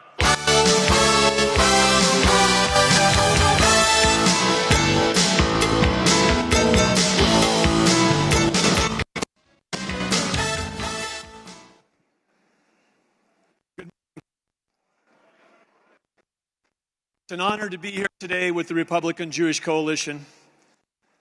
Let me begin with gratitude for each of you. For nearly 40 years, you've served as a bridge between the Jewish community and America's political leaders. You've stood sentry against attempts to undermine the Jewish people at home and abroad. Your work, it's made a difference, and it matters now more than ever. So on behalf of all Americans who believe in freedom and liberty, I want to say thank you for giving your time and your talents to this important cause. Give yourselves a round of applause. All you do. The heinous attacks by Hamas on October 7th, as well as the repulsive responses of support for terrorism by some here at home on the American left, are stark reminders that your mission is needed now more than ever. The images from the terrorist attacks show their true face, pure evil. A despicable, unprovoked attack on innocent families and young people celebrating a joy-filled Jewish holiday. Make no mistake, the terrorist attacks on October 7th were not only an attack on Israel, they were an attack on America. In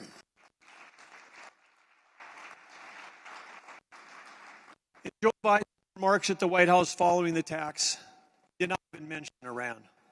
Let's be clear. Hamas is a proxy. Hezbollah is a proxy of Iran.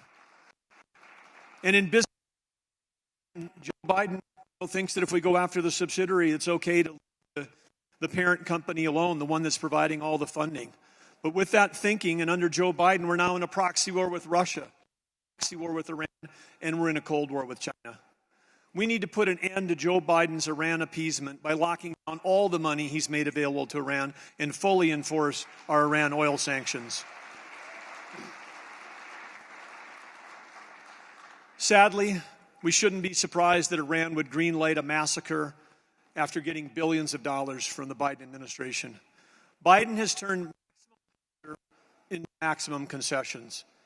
He literally was begging Iran, the world's leading sponsor of state terrorism, to re-enter the failed Obama-Biden-Iran nuclear deal that almost guarantees Iran pathways to nuclear weapons. Joe Biden naively believes that these financial somehow stop Iran from wanting to pass the nuclear threshold. He's just wrong. When I am your president, reinstate rule number 1, don't negotiate with terrorists.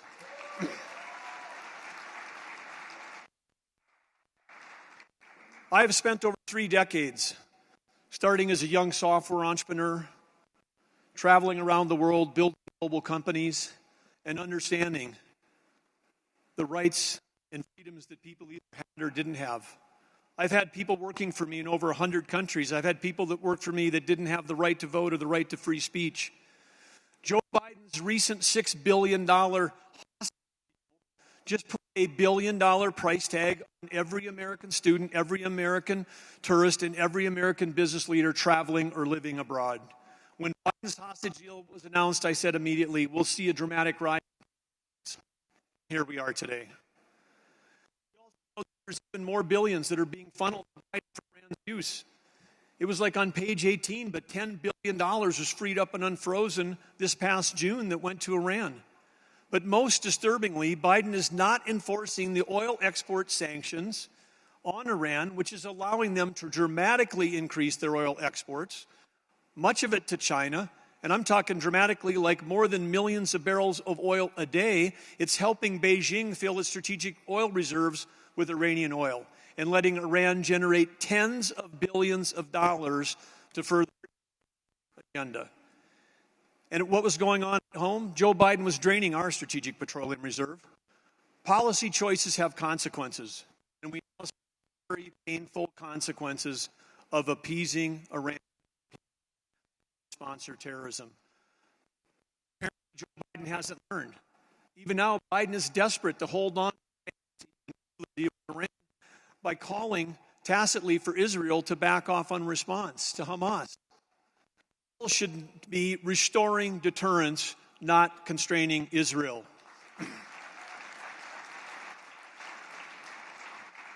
But sadly, it's not even clear at this moment if Biden actually agrees with the policy objective of eliminating Hamas. He wants to send $100 million to Gaza. He keeps doubling down on bad policy and is using our tax dollars to effectively fund both sides of the war. But the problem isn't just Joe Biden. To the university officials, the talking heads and the far-left politicians on television that try to draw some kind of moral equivalency between Israel and Hamas, your words are abhorrent. And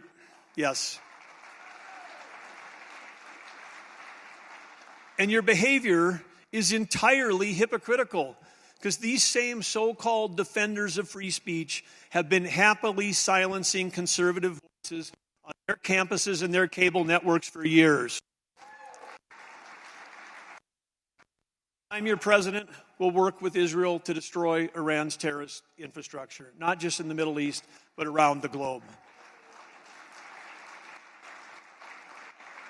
No Hamas or Hezbollah agent anywhere in the world should be able to find safe harbor. And let me go further.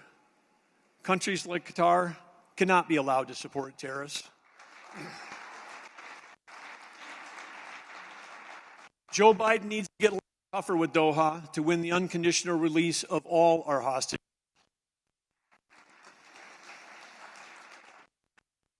And if Qatar hasn't completely severed ties with Hamas by the time I take office, designating Qatar as state sponsor of terrorism will be one of the several pressure options on the table.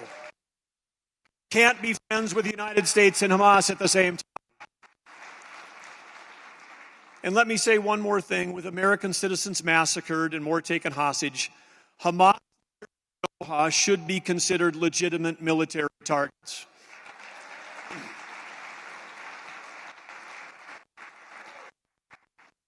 We know that our allies need to step up and do their part too. I call on the United Kingdom and the European Union to designate the Iranian Republic, the IRGC, as a terrorist organization. This will enable law enforcement across the world to disrupt financing, propaganda, and organizing of Iran's terror network. This must happen. And also, I call on those members of the UN Security Council that are our allies, the UK, Germany, and France, do the right thing, trigger the snapback of all UN sanctions on Iran immediately. Why hasn't that happened? Well, we've been focusing on the atrocities abroad and the hurt to innocent families. The UN missile embargo on Iran expired. Yes, expired during the time between the October 7 attacks and today. Biden let it happen. I'm positive to preserve the deal that he still keeps hoping for with Iran. We also need to provide Israel with maximum political and military support over the weeks and months ahead.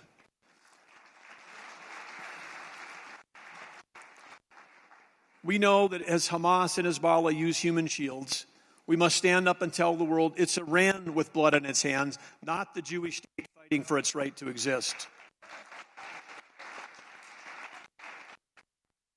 We have a White House that's been obsessed with tearing down the democratically elected Prime Minister of Israel and building up the terror-sponsoring regime in Iran.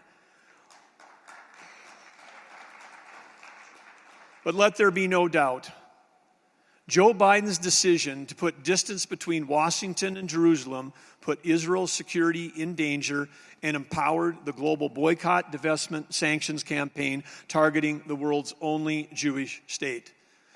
I was proud to sign in my state our anti-BDS bill into law this past spring.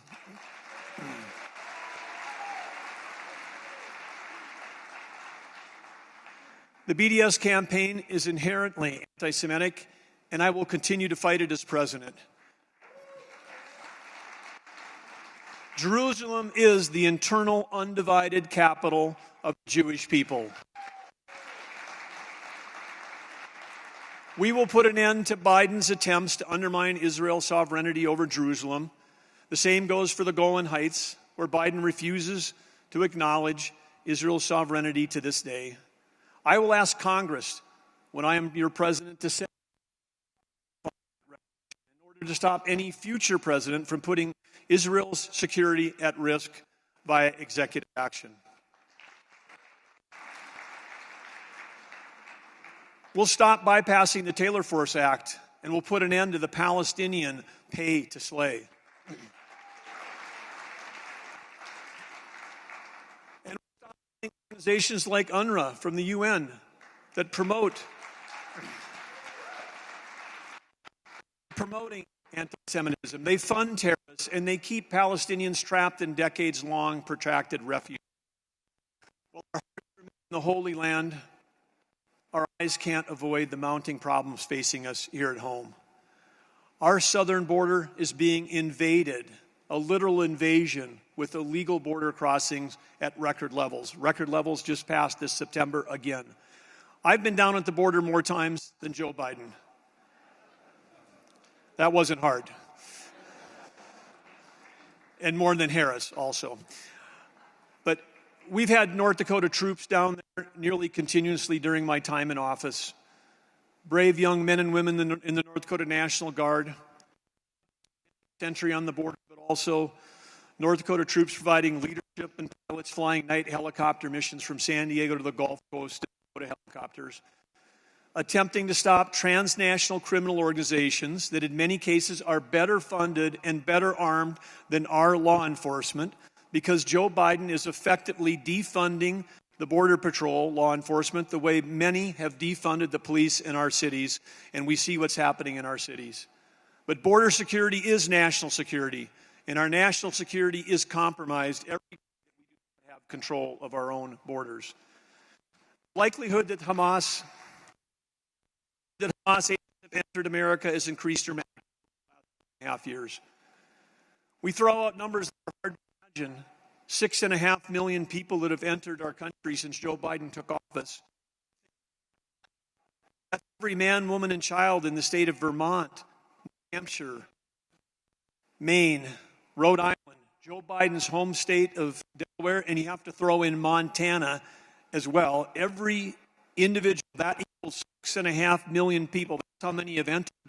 And when you're down at the Border Patrol getting a briefing as a governor, one of the things they show you is the other number on the list, and that's the known gotaways, where we've got cameras on the border but no Border Patrol because they're busy literally doing paperwork. They're overwhelmed by the volume of people they're processing in. The known gotaways is 1.5 million. But there's another number that none of you hear about, the unknown gotaways. This is a place where the bad guys disabled the cameras and people just walk freely into our country. Is that 1 million, 2 million? No. But we do know of the ones that we've caught that we got a record number that are on the terrorist watch list. I do know from my recent trip down there that these weren't all from Latin America. There was over 100 countries where people had come across and had been apprehended, including all the names of the countries we've mentioned so far in this list, and including Syria, Iran, North Korea. Policies that encourage open borders or overwhelm our defunded Border Patrol put the American people in danger. As your president, border security will be a top national security priority.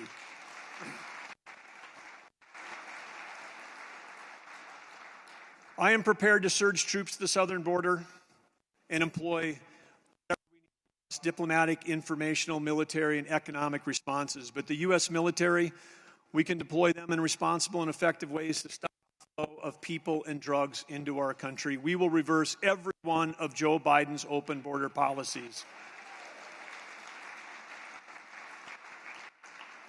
We'll boost recruitment and retention efforts for our Border Patrol. We'll prioritize policy making on the advice of our Border Patrol professionals, not left-wing ideologues. And why do I say that? Because if you're down there meeting with multi-generation American law enforcement families that have worked in the Border Patrol, they will tell you, we've closed the border before, we can close it again, just give us the resources, the technology, and the leadership from the White House to close it, and we will close it.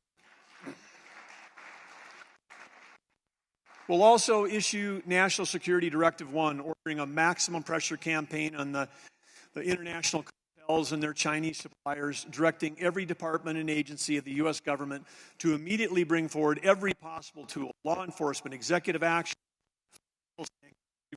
justice, special operations, covert actions, and more, to shut down the flow of fentanyl into the United States and make sure it's the narco-terrorists that are being threatened, not American families.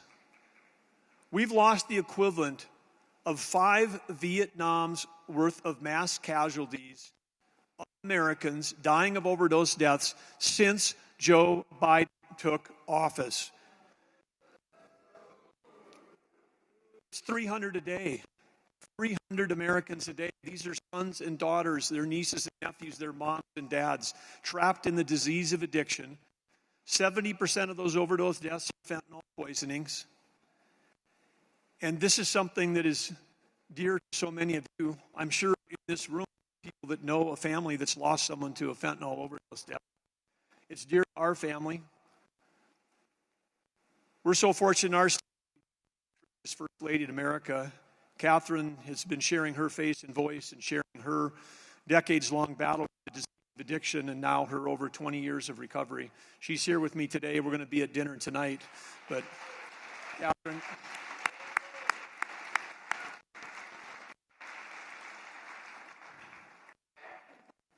we're taking mass casualties, and now we've got over 15 million children in America living in a home where someone is suffering from the disease of addiction. We can fix this working together, and this is something that affects Republicans, Democrats, independents, people of all faiths. Something certainly we should unite to protect our nation against. And all the while, the one thing that could really help us support our allies and battle terrorism around the world is a strong economy.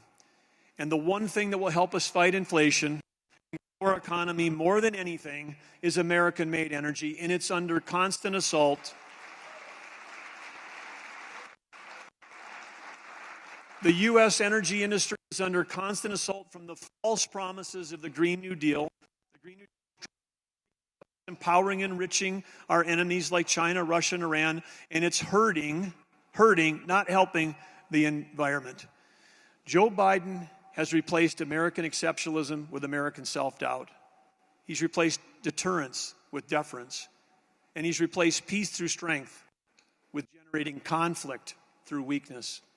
Without fundamental change in direction and strategy, we're headed towards a century dominated by the Chinese Communist Party and an axis of anti-American regimes, including Russia, Iran, and I can tell you as a governor of a state right now that those 4 nations I just listed are attacking us every day with cyber attacks. And not little ones. They're attacking our nuclear infrastructure. They're attacking our infrastructure and our electrical grid. They're attacking our schools, our tribes, and our cities.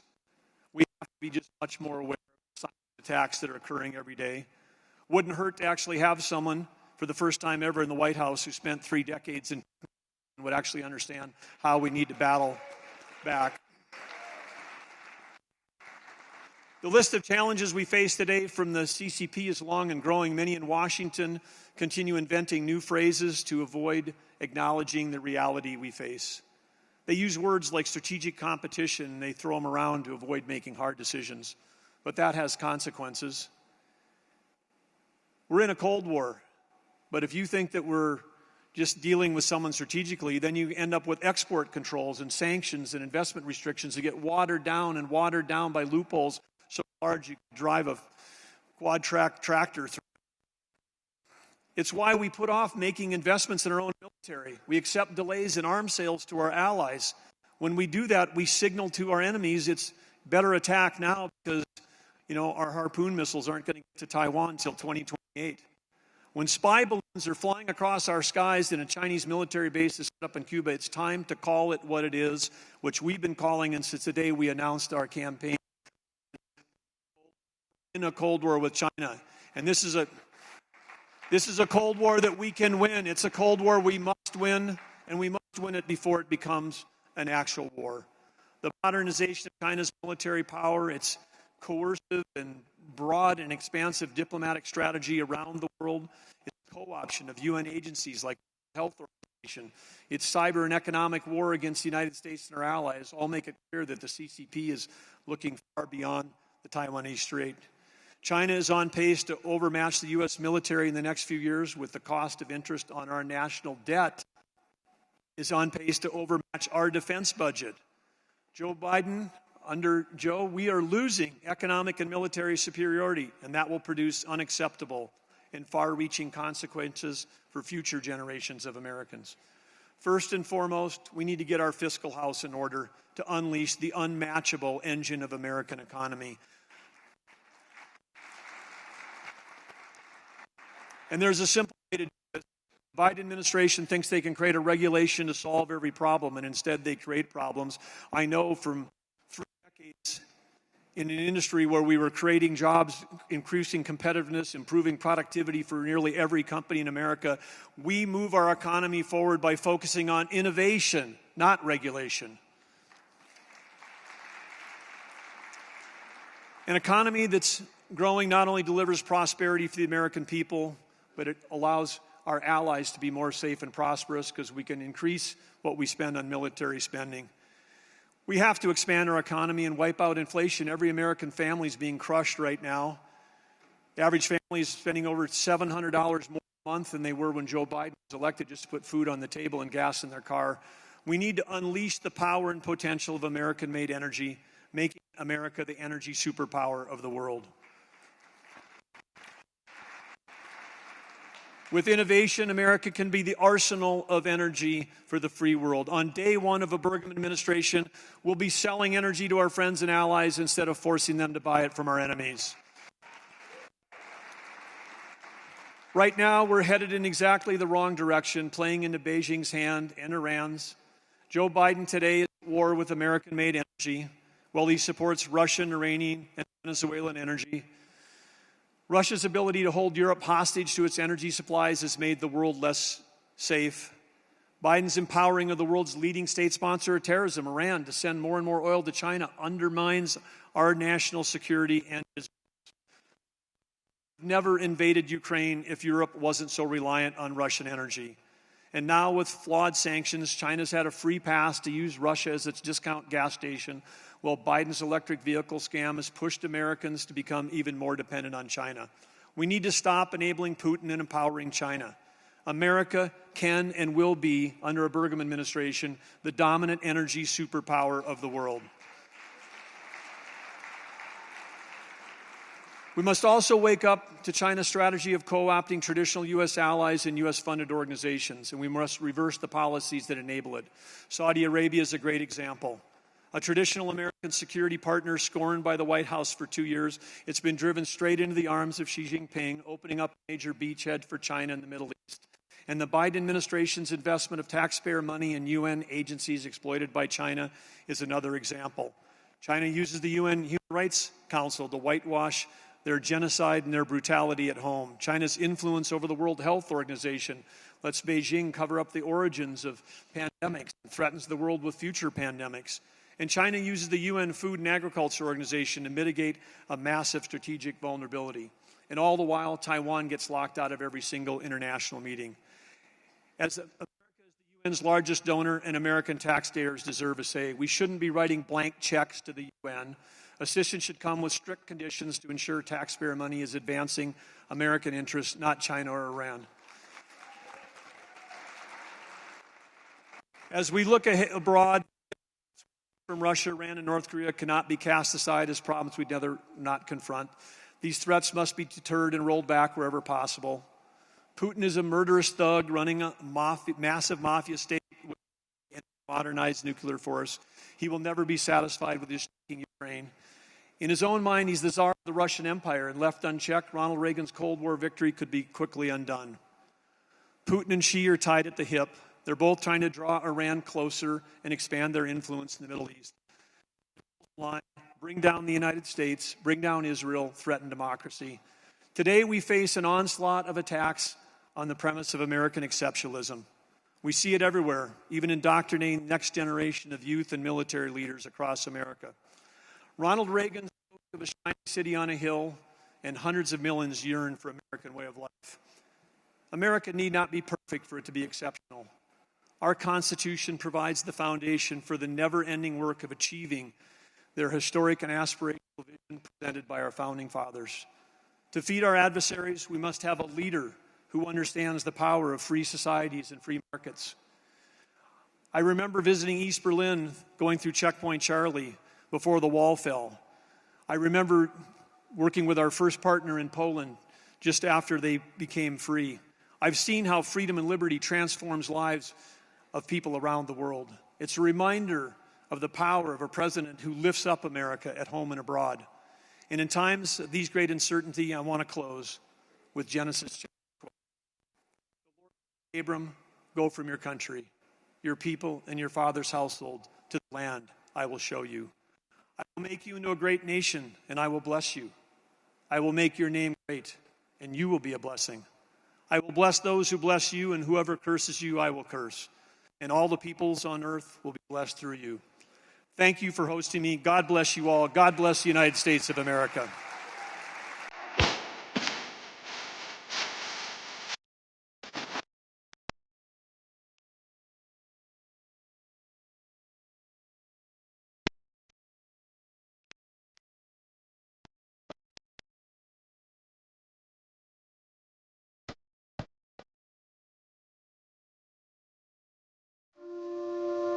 We stand with Israel today for the same reasons the American people have always stood with Israel. We stand with Israel because her cause is our cause. Her values are our values. Her fight is our fight. We stand with Israel because we believe in right over wrong, in good over evil, in liberty over tyranny. Vice President Mike Pence was in Jerusalem today. Vice President said that the embassy was going to be moving to Jerusalem. Jerusalem is Israel's capital. In the weeks ahead, our administration will open the United States Embassy in Jerusalem. Vice President Mike Pence praised the relationship between the two countries and today made visits to show that respect. This is our fourth trip to the Holy Land. Karen and I will take a moment to pay our respects at Yad Vashem. We will marvel at the faith and resilience of your people. Vice President Mike Pence has been celebrated by Israelis. My good friend Mike stands with Israel.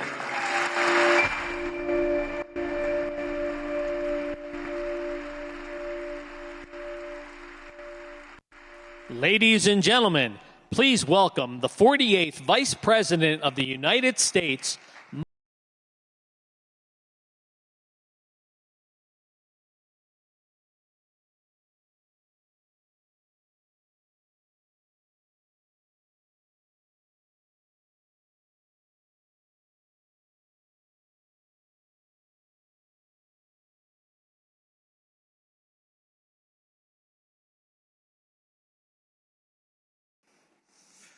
Thank you for that warm welcome.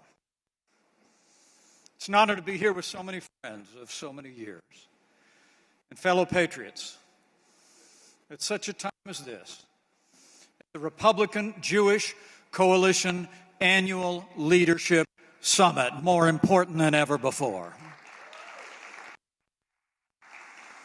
To Norm Coleman, Matt Brooks, Dr. Miriam Adelson, and everyone at the RJC, thank you for your years of leadership, strengthening the ties that bind America and our most cherished ally, Israel. And thank you for bringing us together today at this crucial moment in the history of Israel, the region, and the world. October 7th, Israel endured the most brutal assault on Jewish people since the Holocaust. More than 1,400 innocent men, women, and children lost their lives. Hundreds more and are hostage still to this hour. In this dark hour, every American leader should speak with one voice and say to the world, America stands with Israel.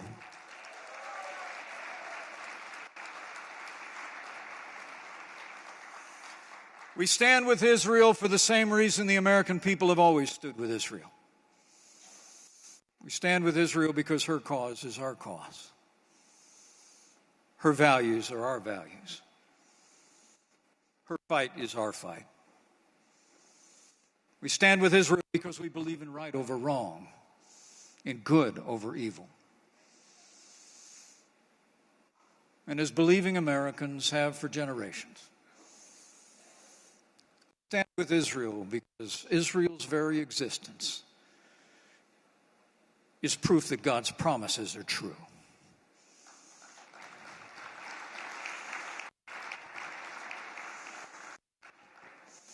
As we stand in this foreboding moment,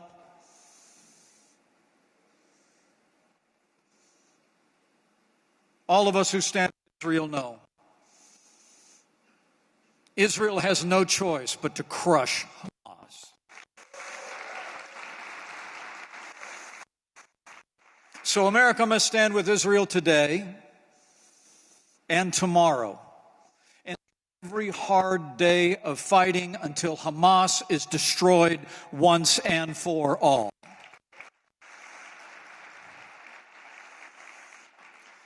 And while Hamas and their handlers in Tehran are solely responsible for the atrocities of October 7th, history teaches that weakness arouses evil. And Joe Biden's weakness on the world stage, the disastrous withdrawal from Afghanistan, 2 years of appeasement toward Iran, and kowtowing to China have emboldened the enemies of freedom. The only remedy is American strength. So for our national security and a peaceful world, we must resolve here and now that Joe Biden will never be reelected President of the United States. And we will send strong Republican leadership to the White House.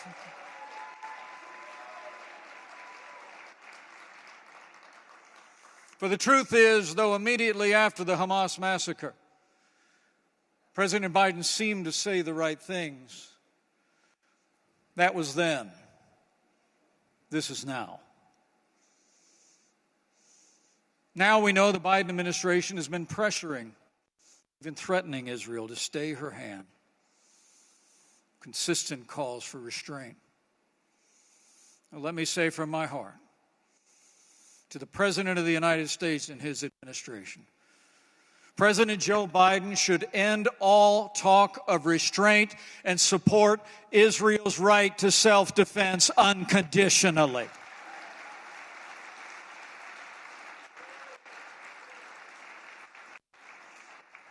We should stand strong with Israel. No daylight between Israel's position and ours, and America should make it clear that there will be no aid delivered to Gaza until all hostages are free.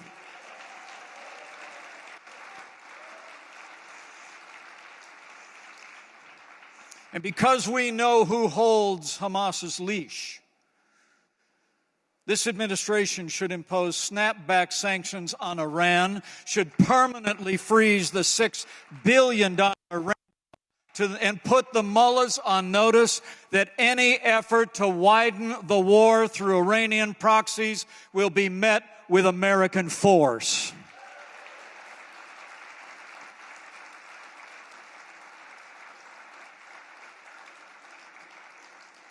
And today, as the United States is experiencing the most explosive and dangerous demonstrations of antisemitism in our history, never before have people gathered in the streets of America to celebrate the mass murder of Jews. So I call on President Biden and every member of Congress take immediate steps to condemn anti-Semitism in all its form and defund every university and college that allows anti-Semitic demonstrations on their campus.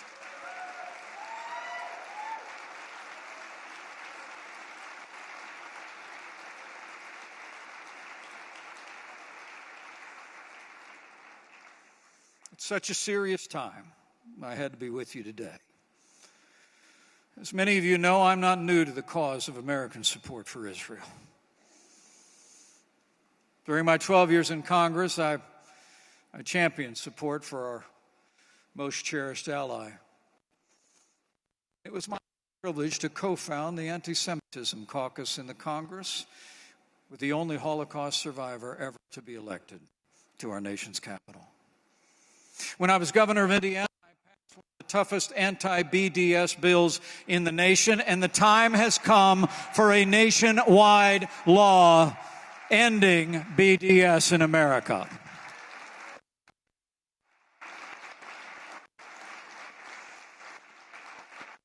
And it was the honor of my life to serve as vice president in the most pro-Israel administration in American history.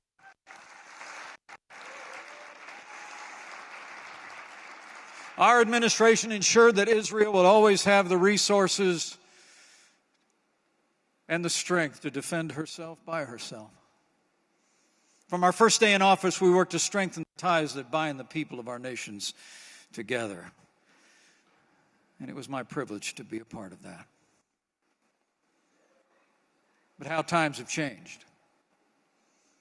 Under President Joe Biden, America has grown weaker, poorer, and less respected on the world stage than ever before.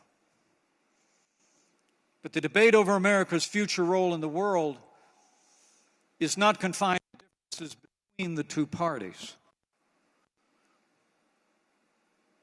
I believe as we prepare to choose a standard bearer for our party, the question will not merely be who, but what Republicans will offer America in 2024. Will Republicans continue to be the party of the traditional conservatives that has defined our movement over the past 40 years? Or will our party follow the siren song of populism unmoored to conservative principles? As war rages in Eastern Europe and Israel, and China continues its provocations in the Asia-Pacific, a new populist movement in the Republican Party says that America should retreat from her leadership position, turn inward, and focus solely on domestic concerns. I don't have to tell people gathered here that there are powerful voices within and outside our party that say we have to choose between supporting our allies and solving problems here at home. Let me say from my heart, anyone who says that America cannot solve problems at home and be the leader of the free world has a pretty small view of the greatest nation on earth. We have done both. We must do both. We'll do both for the sake of America, Israel, and the world. I believe we've come to a Republican time for choosing. Now more than ever. The American people in the world need the Republican Party to stand tall for freedom. It was our party that brought down the Soviet Union. It was our party that led the fight in the global war on terror. It will be Republican leadership that will lead us to a future of security and prosperity and peace for America, Israel, and the world. Never doubt it. So men and women of the Republican Jewish Coalition, your voice has never been more important. I'm grateful for all of you have meant to the cause of freedom and American relationship with Israel. And so I urge you, embrace a generation of leaders who will continue America's commitment to leadership at home and abroad. It's never been more important. And I promise you, wherever the Lord leads in the days ahead, I will do my part to ensure that always America stands with Israel.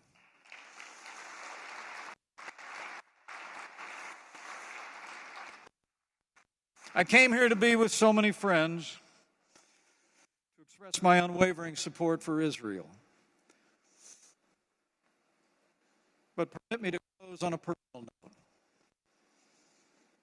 Last June, I announced my intention to seek the Republican nomination for President of the United States. The country's in a lot of trouble. I was raised to believe that to whom much is given, much will be required. And with everything our country is facing, I just couldn't sit this one out. But the Bible tells us that there's a time for every purpose under heaven. And traveling across the country over the past 6 months, I came here to say it's become clear to me this is not my time. So after much prayer and deliberation, I have decided to support the President effective today. Now, I'm leaving this campaign, but let me promise you, I will never leave the fight for conservative values, and I will never stop fighting to elect principled Republican leaders in every office in the land. So help me God.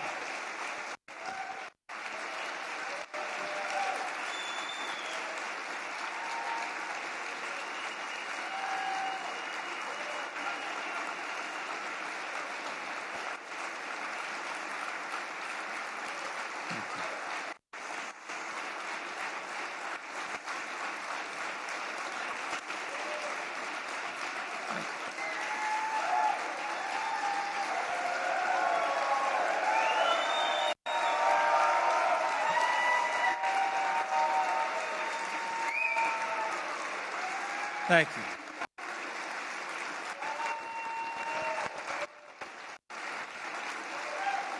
Thank you.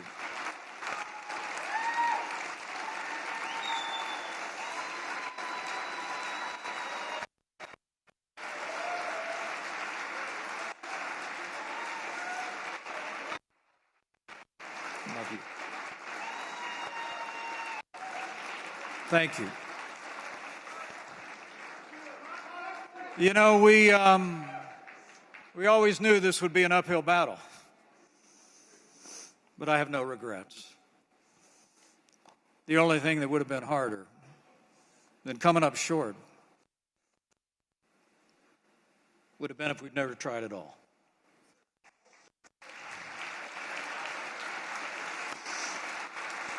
Now, to the American people, I say this is not my time, but it's still your time. I urge you to hold fast to what matters most: faith, family, and the Constitution of the United States of America.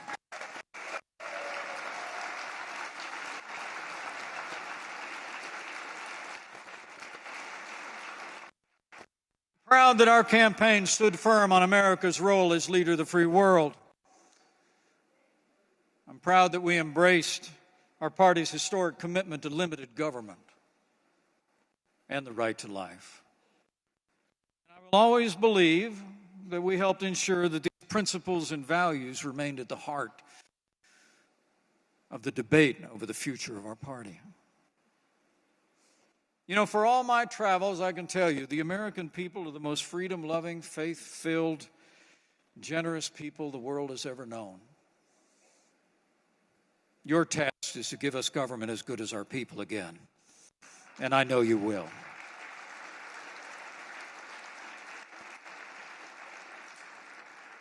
So I urge all my fellow Republicans here, give our country be a Republican standard bearer that will, as Lincoln said, appeal to the better angels of our nature. And not only lead us to victory, but lead our nation with civility, but principles that have always made America strong and prosperous and free.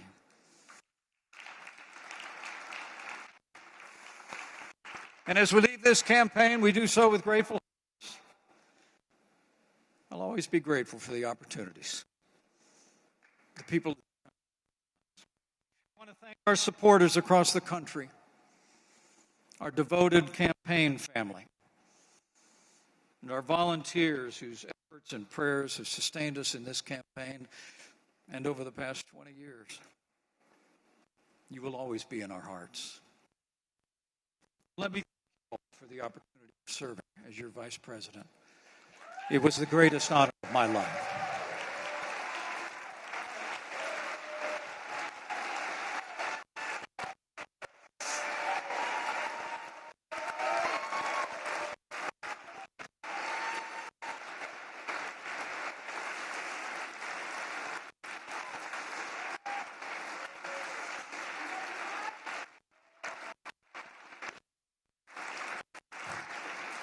And of course, I want to thank Michael and Sarah, Charlotte and Henry, Audrey and Dan, and my wonderful wife, Karen, whose inspiring faith, strength, and love saw us through all of our years of service. We did it all together, and I could not have done it without her. Would you join me in expressing your appreciation to the former Second Lady of the United States of America, Karen?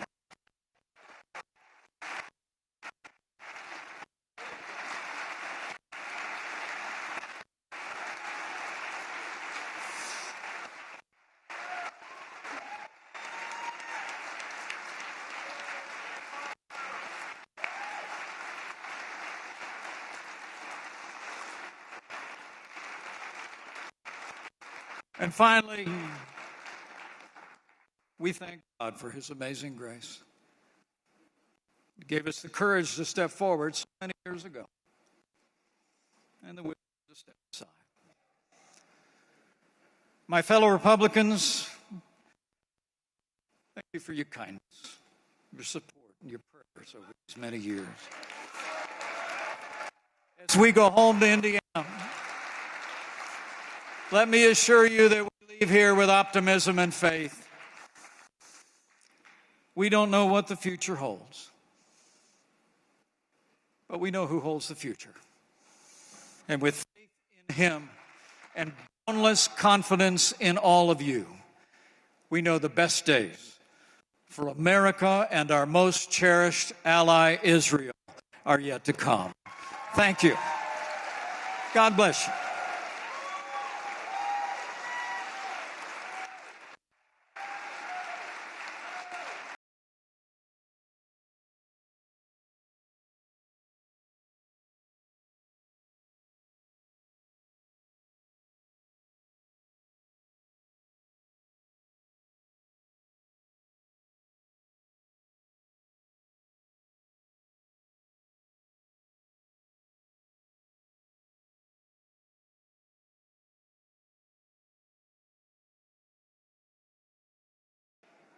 Look at our record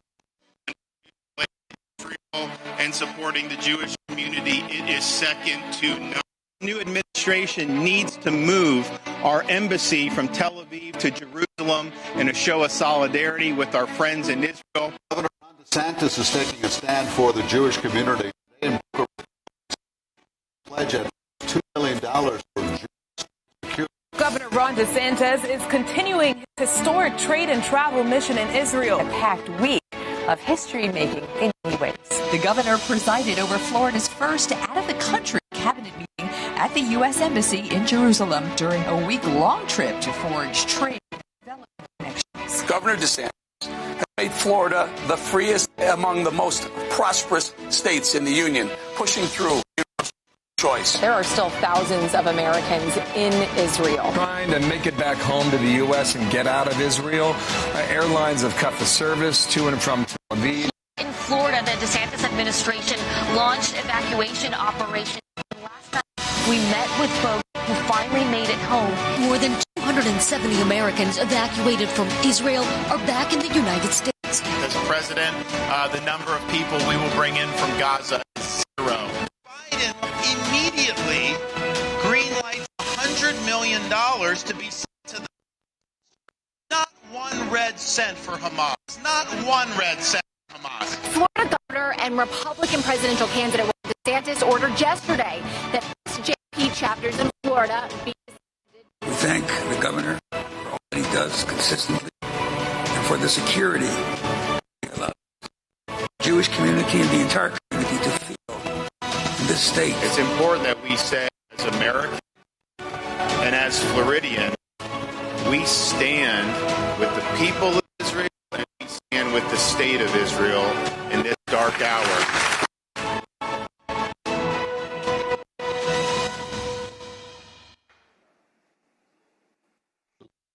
Gentlemen, please welcome Governor Ron DeSantis.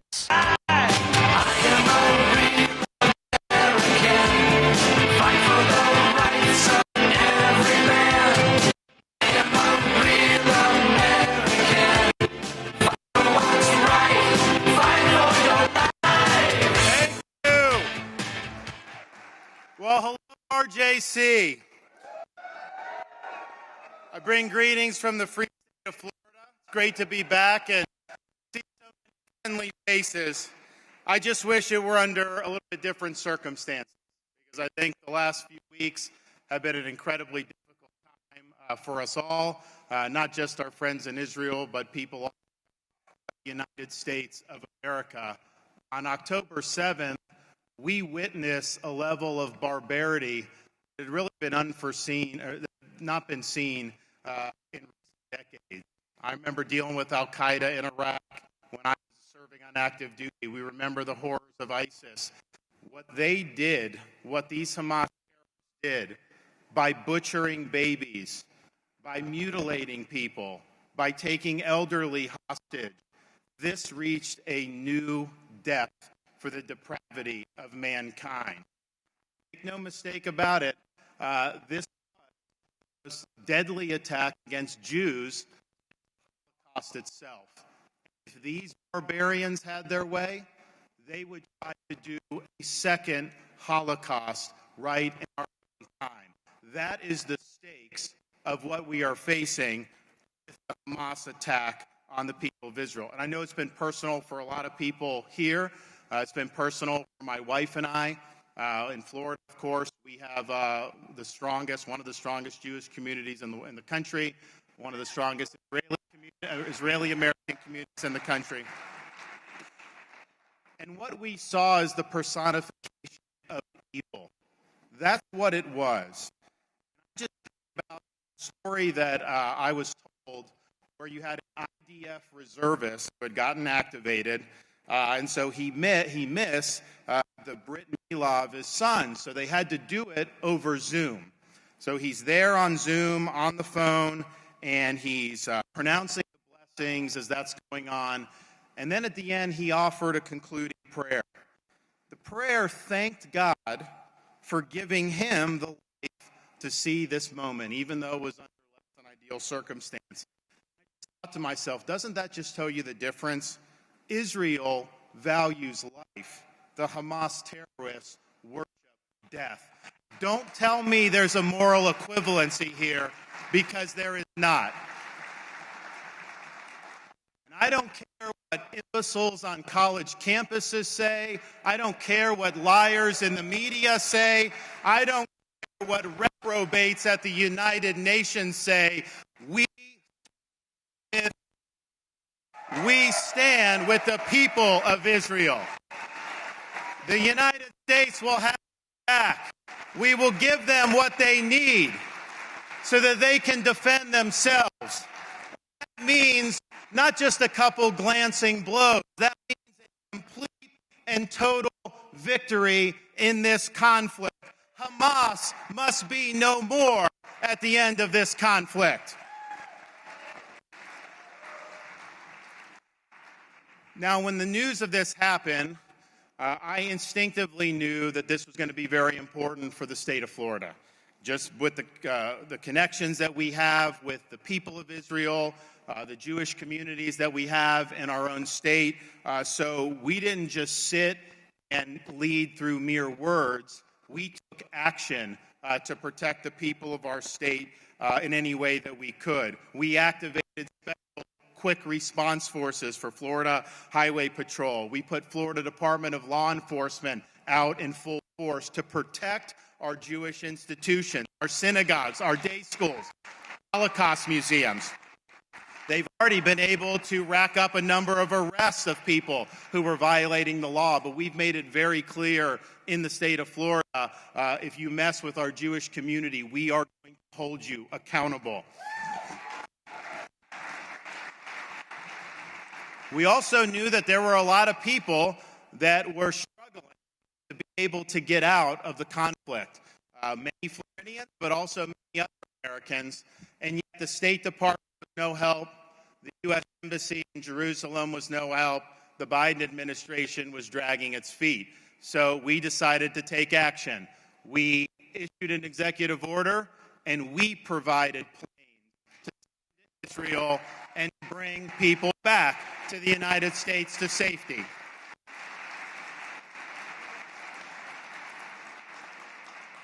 And how sad is it that the best the Biden administration could do was to dump people in Greece? They have to just somehow find a way home from Greece. Then the Biden administration sent them a bill for the trip to Greece. But you know, if you come across our border illegally, Biden will fly you all over this. He'll put you up in hotels free of charge. But if you're an American leaving Israel, he's going to foot-stick you with the bill. So we sprung into action, and we got it done. We've now rescued close to 700 Americans, mostly Floridians, but not all, because we're all Americans.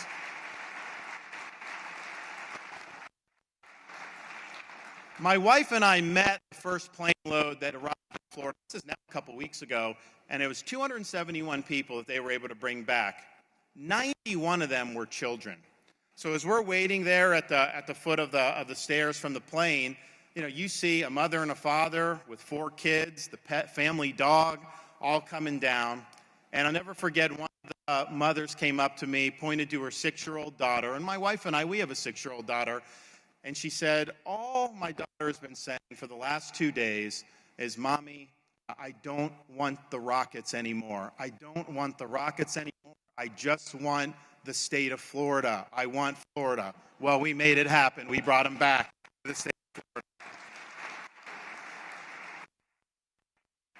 We also looked and saw, and it was really appalling what's happened in so many universities in response to the Hamas terrorist attacks. Before the blood was even dry, the Israeli civilians who were massacred, you had college students going out and demonstrating in favor of Hamas.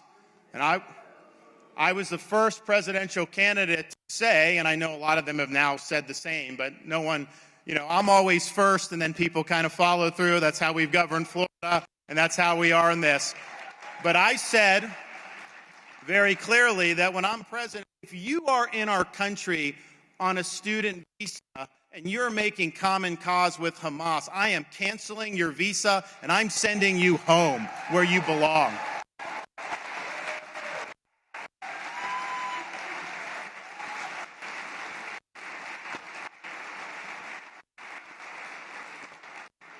We also saw the rise of these chapters called Students for Justice in Palestine.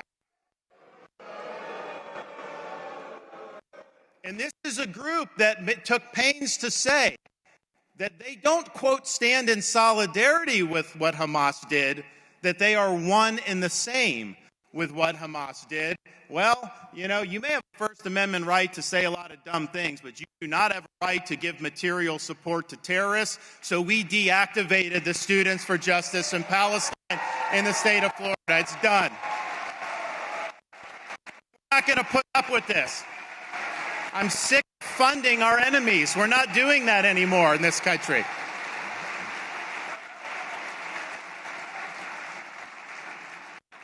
But it raises if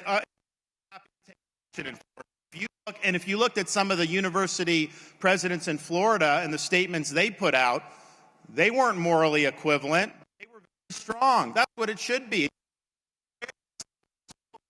You now have in most of these universities, if you're a Jewish student, you don't feel safe even going to class in some of these places. Do you want to go to Cooper Union with how they handled? This has been disgraceful, but it's been very eye-opening because, look, I got through both Harvard and Yale and came out more conservative than when I went in. That's not easy to do. I know campus leftism. I've been there, but even in my day, I would have never saw that type of activism where you're actually celebrating terrorists and openly being anti-Semitic. This is like something that, and the media doesn't care when they're doing it. They give them a free ride when they're doing it.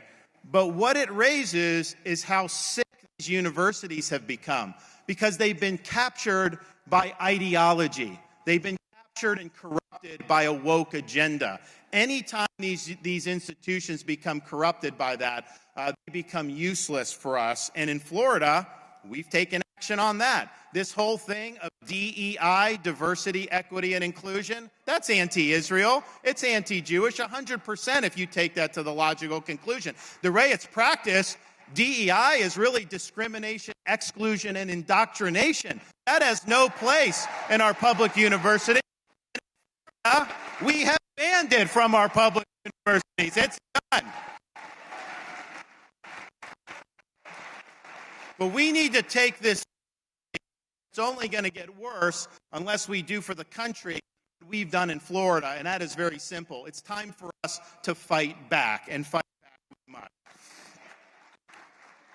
Florida was also the first state to announce, and I'm calling the legislature back in for a special session in the next couple of weeks, we are going to expand our state-based sanctions against the Iranian regime. We already have some of the strongest in the United States.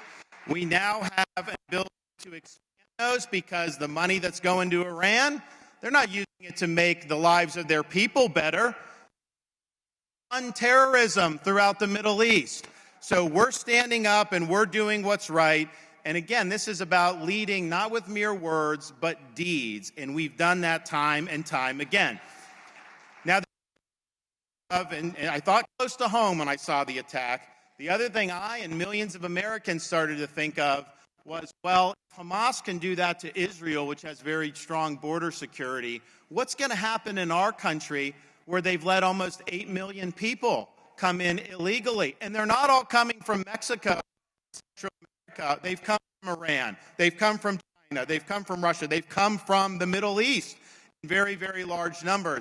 I always say, I hope I'm wrong, but I don't think the math lies. There's unfortunately going to be a terrorist attack in this country in the ensuing years that will be to what's happening in the border. So we are in an age in which terrorists want to strike this country.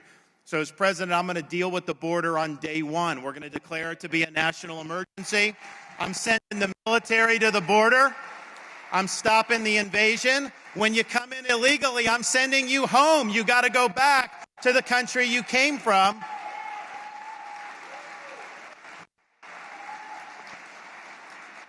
I am going to build the wall, and I actually will have Mexico pay for it. And here's how you do it. Because I thought it was very important to do the wall. This would not be happening at this level if we had a fully constructed wall. The way you make Mexico pay for it, you don't just say, give me money. Of course they're not going to do that.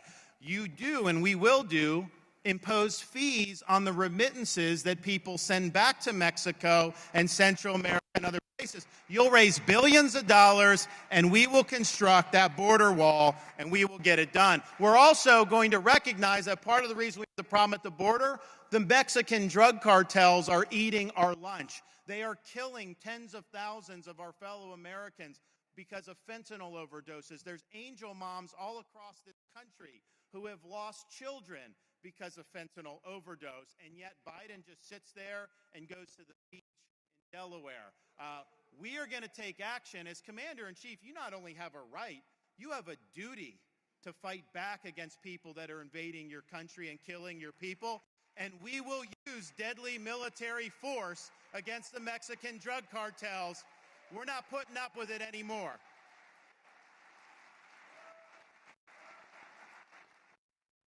Also the first candidate to say that we in the United States cannot accept refugees from the Gaza Strip. And here's the thing. We got to start looking at these issues with clear eyes. Political correctness will end this country if we don't stop doing it. And I said you don't want the Gaza. What I said was, well, they're not all Hamas. Well, look, they elected Hamas. Let's just be clear.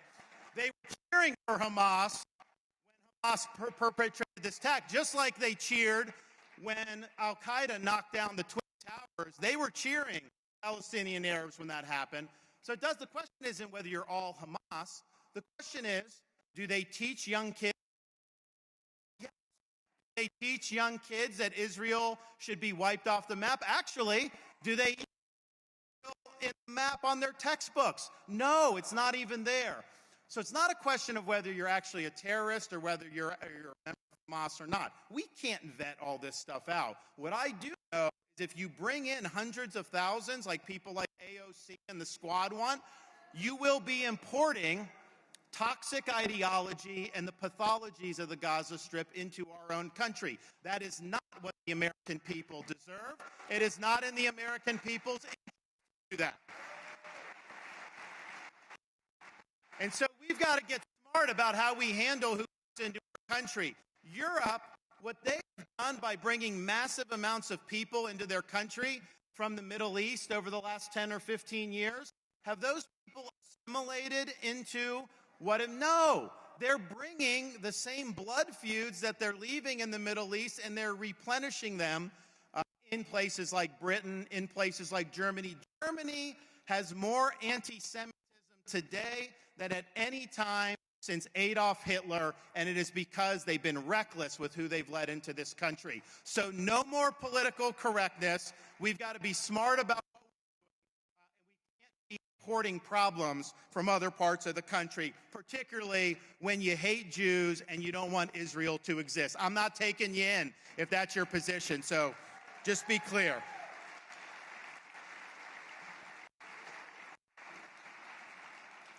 Now, part of the reason we're here is because we have a president that is failing on all fronts. What did Biden do when he became president? He loosened the screws financially on the Iranian regime. Now, you know that Iran's the leading state sponsor of terrorists in the world. We just commemorated earlier this week the 40th anniversary of the Marine Corps bombing in Beirut, Lebanon. They killed more Marines, Iran through Hezbollah, in 1983 in that one bombing than at any time since Iwo Jima. They killed hundreds of our service members when I was serving on active duty in Iraq during the Iraq campaign, and maybe even killed over 1,000. Hamas and Hezbollah would not even exist in their current form if it wasn't for Iran. When you go easy on Iran, you know they're going to turn that money around and plow it into terrorism. And now, what is Iran doing? Biden's got U.S. troops in the Middle East. I'm not sure what their mission is. He hasn't been very clear on that. I do know that they're sitting ducks. I know that Iran is attacking them. What does Biden do in response? He attacks some buildings. That's not a sufficient response. So he's going to get some people killed with what he's doing. He's not leading the way he needs to do. But I tell Joe Biden, stop playing footsie with Iran. Get tough with Iran. Turn the screws on Iran. Don't give them oil revenue. Don't let them enrich themselves anymore. We also see with the administration the weak response. He didn't even wake up when the attack happened. He didn't take the 2 a.m. phone call. You deserve president's going to take that 2 a.m. phone call. Joe Biden wouldn't do it. But he kind of came out. He was missing in action for most of that first weekend, says that they would stand with Israel, and yet everything they're doing behind the scenes is trying to kneecap Israel's right to defend itself. they have a right to go full tilt. We should not be saying one thing in public and then restraining in private. Biden needs to toughen up, and he needs to get our allies back. He also wants to send money to the Gaza Strip, humanitarian assistance, but we know Hamas will take that assistance, and Hamas will use it to their own purposes. They didn't build all those terror tunnels with their own money. They commandeered assistance over many, many years and plowed it into terrorism, why some of their own people suffered. That's exactly what's going to happen if you keep sending money down there. We also need Biden and his ilk to stop with the phony narratives, stop trying to say that it's incumbent upon Israel to adopt a, quote, two-state solution. Can you please explain to me, how are you supposed to have a two-state solution with people that don't believe in your right to exist as a Jewish state? It doesn't happen. You can't do it. You hear people say Gaza is, quote, occupied. Israel pulled out of Gaza in 2005. They forcibly uprooted their own citizens out of Gaza. It is not occupied by Israel. They chose to throw their lot in with Hamas, and misery has followed as a result. But they could have chosen a better path. We also are not going to accept the canard that somehow Judea and Samaria are occupied territories. They're disputed territories, but they are the most ancient Jewish lands going back to biblical times. So when you have these numbskulls on college campuses saying that Israel is somehow a colonial power, no. The Jews were the ones originally that had the connection to the land. It's the opposite of colonialism. Read your history. Read your Bible.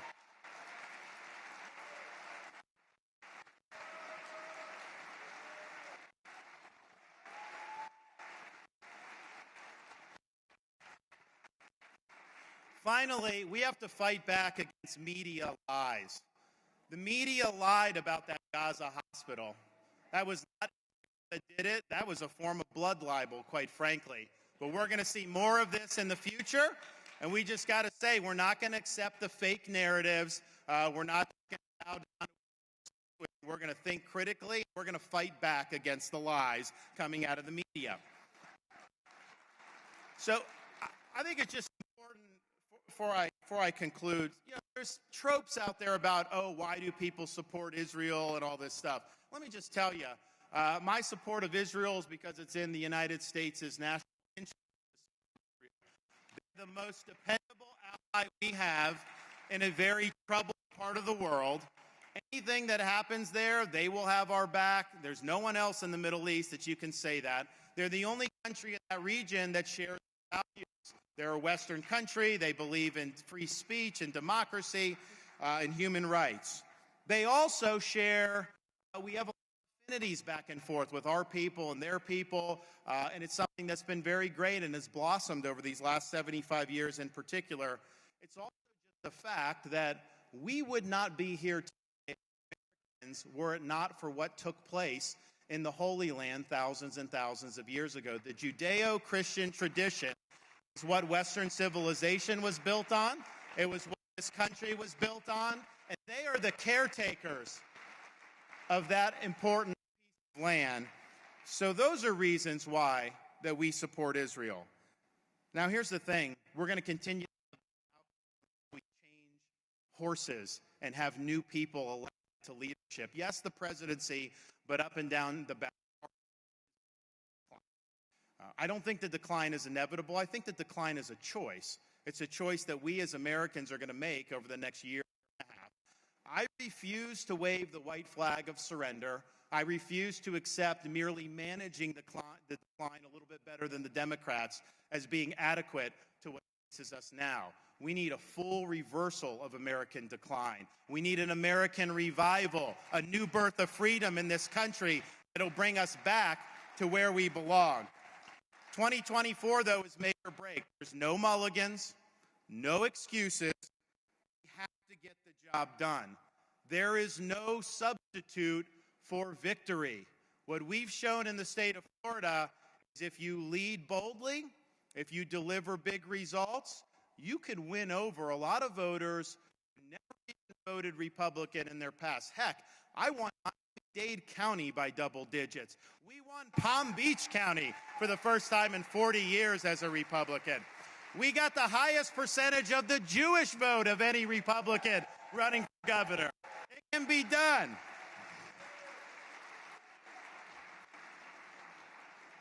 And the final thing I'll say is this. The reason why I'm running and motivated in this fight is I have a 6, a 5, and a 3-year-old at home. We are in danger of being the first generation of Americans to leave to our kids and grandkids an America less prosperous and less free than the America we inherited. And that would be breaking faith with every generation of Americans up until the present time who've always labored and sacrificed so that the future generations would have the opportunity to be free. I'm a military veteran. I was just in D.C.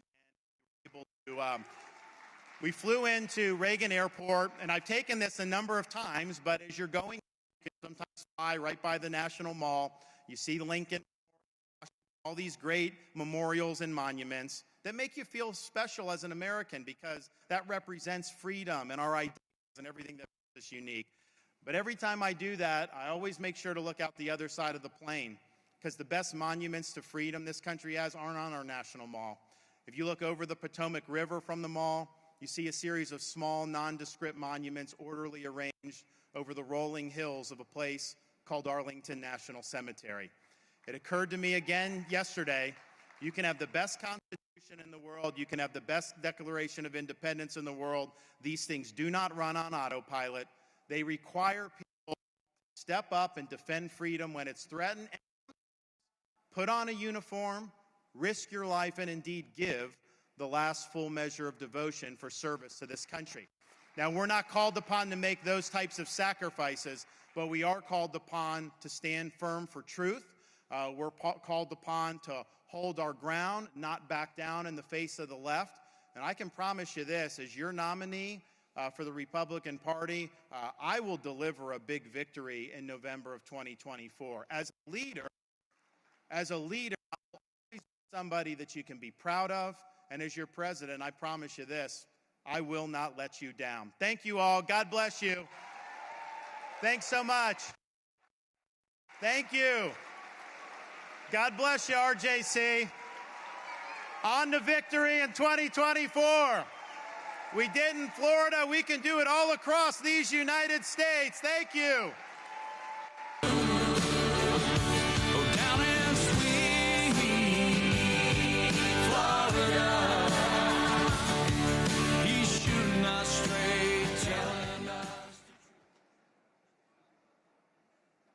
Understand that by telling the truth and showing the power of your voice and putting action behind it, there's nothing we can't change. So with the BDS movement that we were able to stop in South Carolina, we're going to continue to take that to the UN and make sure that they understand that is not what we need to be focused on.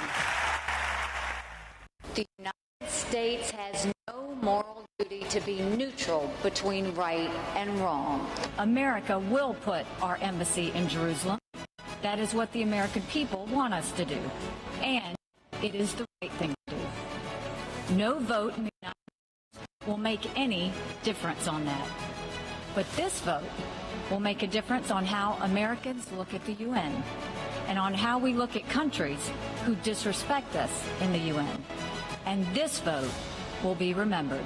When I heard country after country in the UN Security Council hypocritically standing in judgment of Israel, I spoke out. It cannot be the case that in an organization with 193 countries, the United Nations spends half of its time attacking just one. It doesn't come by doing what everybody else says. Courage does by what you know is right. This is the right thing to do. I will always be respectful, but I will never shut up. Standing up for friends is critical. UNRWA is aiding and abetting terrorism. UNRWA shouldn't get a single cent of American money. Israel is not going away. Israelis are fighters. They fight for their voice, their security, and their freedom. Our national security depends on keeping the bomb away from Iran. And if America won't, then Israel must, and we should help them. Israel's values are America's values. Israel's beliefs are America's beliefs. There's so much that unites us between the two countries. Never do we not have the back of our friends. We don't have Israel. Jerusalem was and will always be the capital of Israel. I'll say this to Prime Minister Netanyahu, finish them. Finish them. They should have hell to pay for what they've just done.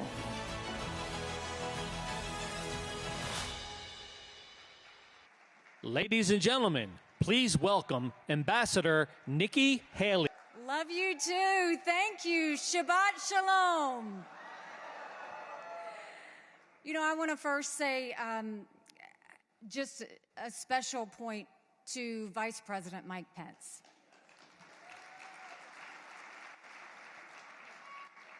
He's been a good man of faith. He's been a good man of service. He has fought for America, and he has fought for Israel, and we all owe him a debt of gratitude.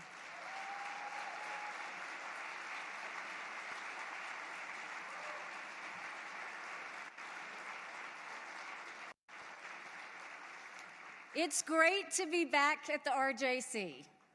I have to say I wish we were meeting under better conditions, but here we are.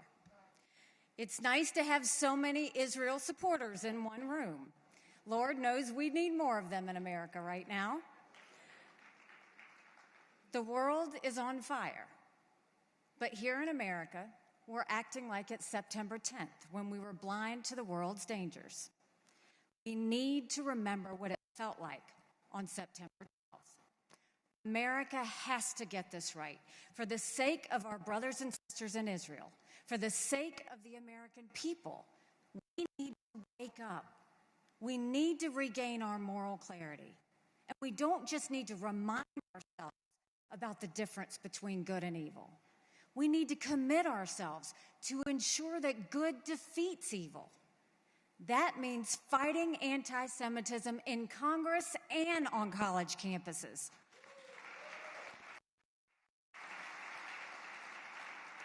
And it means giving Israel everything she needs to destroy Hamas. Eliminate Hamas once and for all. Finish them.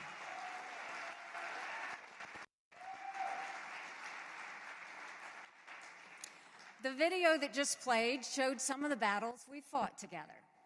We fought BDS. I was the first governor in the country to sign anti-BDS legislation. We fought bias at the United Nations. We leave the UN Human Rights Council. We defended America's decision to acknowledge that Jerusalem is and will always be the capital of Israel.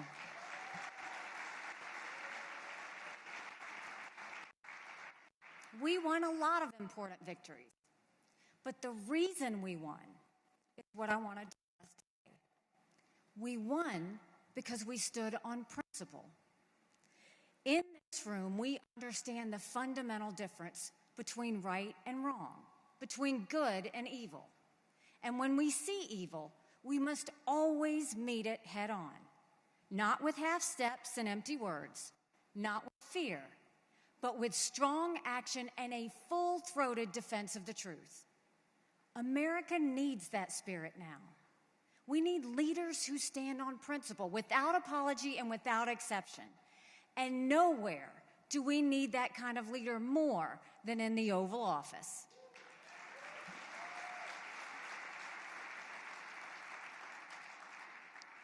What's happening in Israel is a clear-cut case of good and evil. It doesn't get more clear than freedom-loving people defending themselves against barbaric terrorists. I'm glad that many in both parties are supporting Israel right now. I'm glad Joe Biden is saying some of the right things. But his actions haven't always matched his words. If you stand with Israel, you don't cozy up to Iran.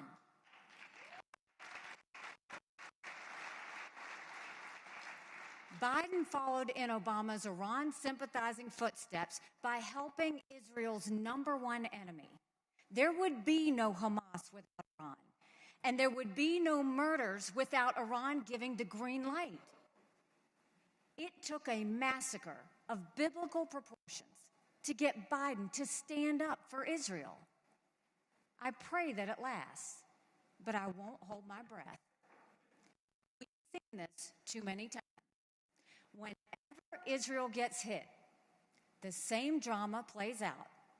At first, there's sympathy. But when Israel fights back, the sympathy quickly fades. There's moral equivocation.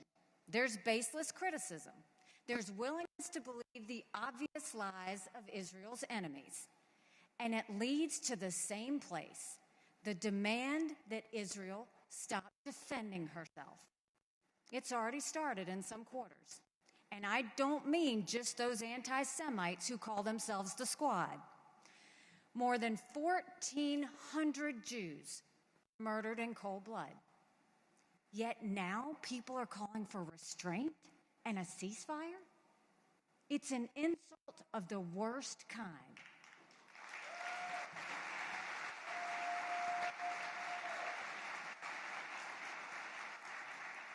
Tune out the noise. It's not enough to say never again. We have to eliminate the terrorists so that they can never do it again.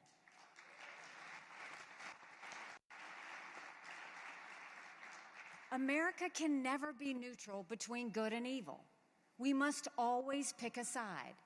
And we serve our own national interests best when we side with good. This principle matters now more than ever. But it doesn't just apply to Israel.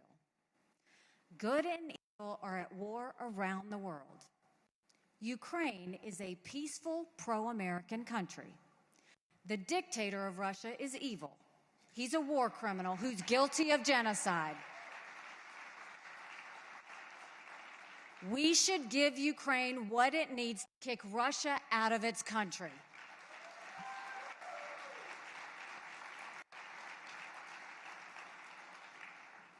To be clear, Israel and Ukraine have significant differences, but they have even more significant similarities.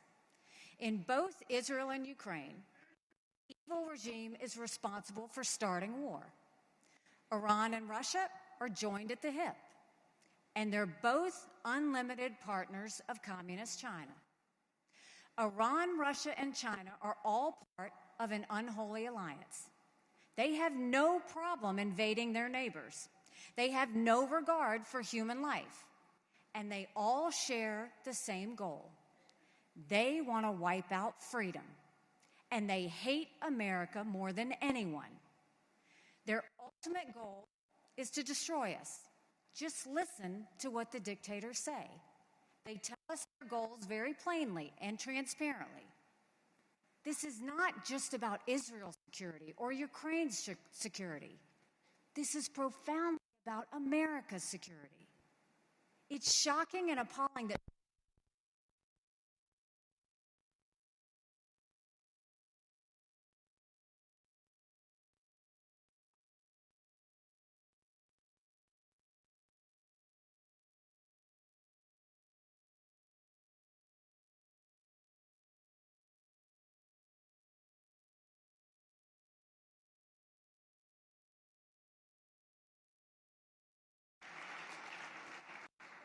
mark my words, those who would abandon Ukraine today are at risk of abandoning Israel tomorrow.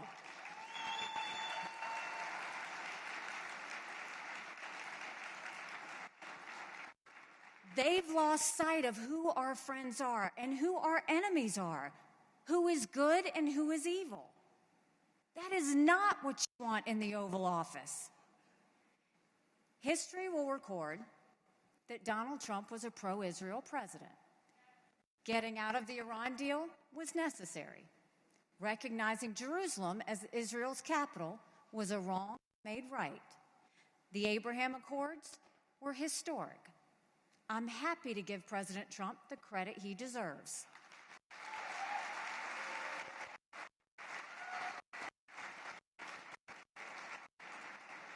and I was honored to have played a part in those efforts.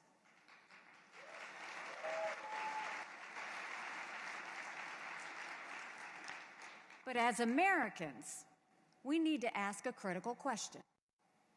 We all know what Trump did in the past. The question is, what will he do in the future?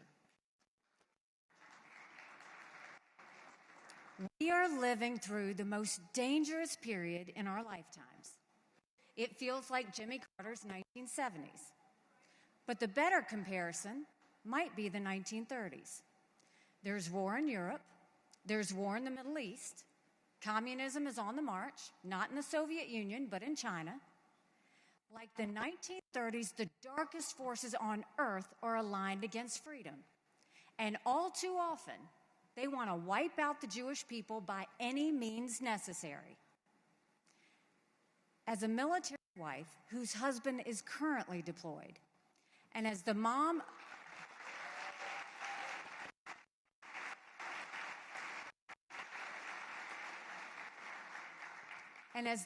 of 2 children, nothing matters more to me than stopping war, keeping peace, and protecting the American people. We must defend our freedom before it's too late. The stakes couldn't be higher. And given those stakes, we cannot have 4 years of chaos, vendettas, and drama.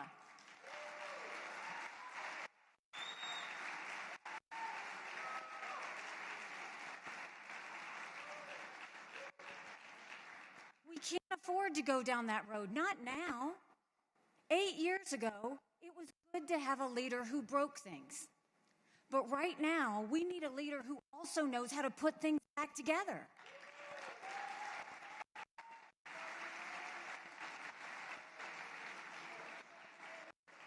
America needs a captain who will steady the ship, not capsize it.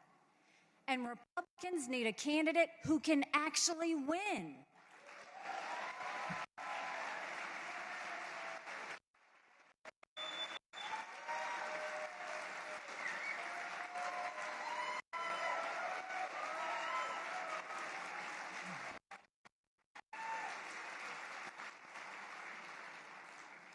We can't let Joe Biden get reelected.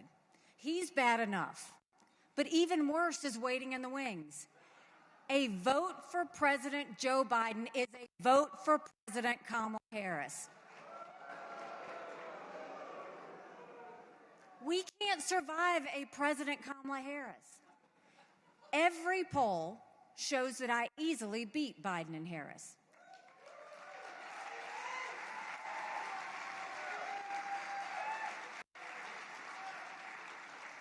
Fox, NBC, CNN, you name it. They don't show that for anyone else in this race. But while the polls are notable, principles matter a lot more. As president, I will not compliment Hezbollah, nor will I criticize Israel's prime minister in the middle of a tragedy and war.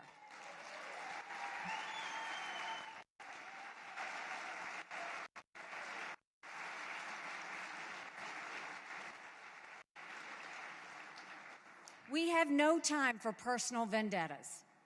I will also not compliment Chinese Communist President Xi, nor will I call North Korea's Kim Jong-un my friend.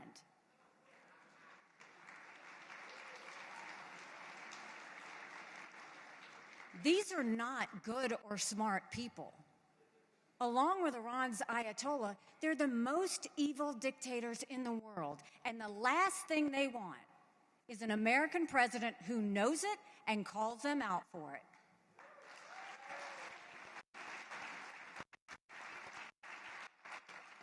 They want us to stay divided, distracted, and morally confused. And let me remind you, with all due respect, I don't get confused.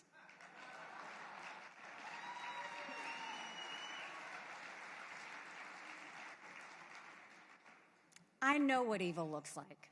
I dealt with it every day at the United Nations. I will rally the forces of good to prevail with the kind of strength that leads us to peace. As president, we'll rebuild our military, We'll stand with our friends, and we'll stand up to our enemies.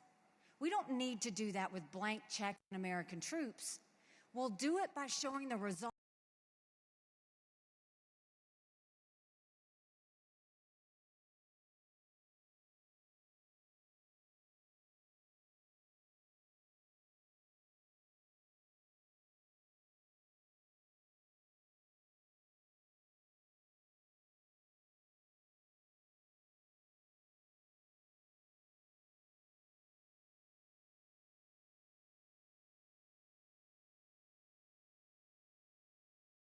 $4 trillion national debt, our failing schools, which are leaving an entire... The list is far longer than it should be. Rest assured, as president, I'll tackle every challenge we face with grit and grace and with courage and conviction.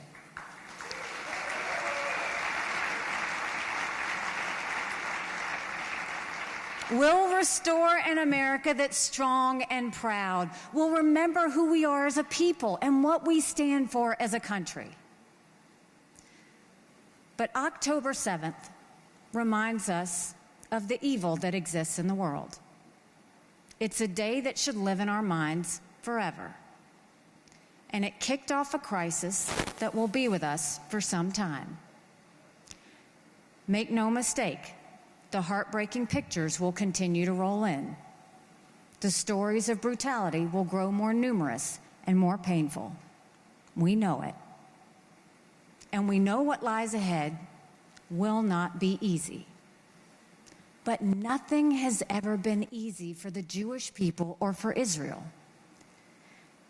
Maybe that's because God knows their strength and their spirit. God knows his people have many lessons to teach the world. I have to be honest. It's hard to know this happened after we prayed never again for so many years. Those words used to be so powerful, and now they feel empty. Our duty today is to give that meaning once again, and that starts by leaning in on what we know is true. The truth is, we have a good God, and we know that his goodness lives in our world. We saw it in the countless stories of heroes of October 7th. We saw it when Israel's colors lit up the Empire State Building, the Eiffel Tower, and the Brandenburg Gate. We saw God's goodness in the outpouring of support that descended on Israel from around the world. And while evil is trying to claw its way back, God's goodness is still clear, and it always will be. And so I do have hope. We will get through this. Israel will get through this, and she'll come back stronger than she ever was before.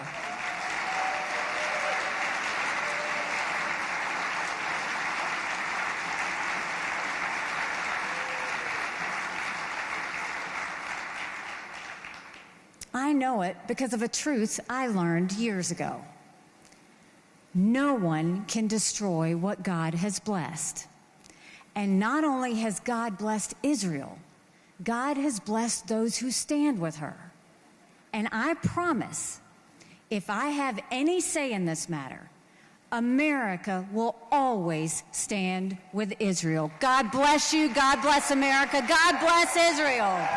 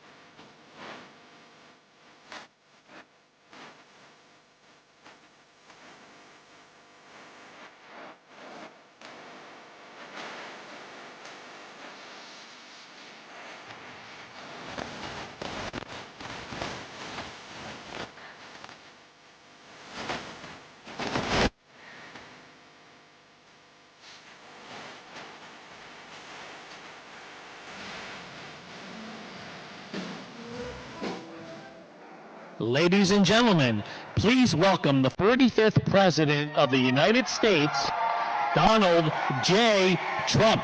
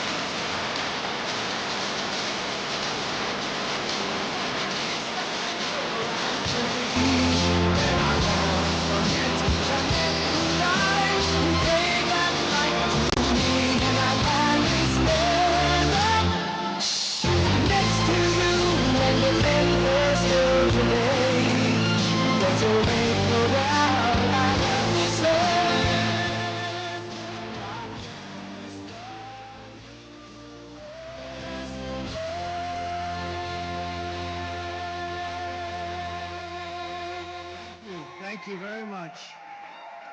Thank you very much. Wow, what a nice group. Well, I love Israel. I love Israel. It's an honor to be back with so many great friends and incredible supporters and the true American patriots at the Republican Jewish Coalition. Great honor. I want to thank you, Chairman, a friend of mine, a great gentleman who actually won that election, by the way, Norm Coleman. He won the election. People forget he won that election. Your CEO, who does a fantastic job, Matt Brooks. Thank you, Matt, very much. Thank you.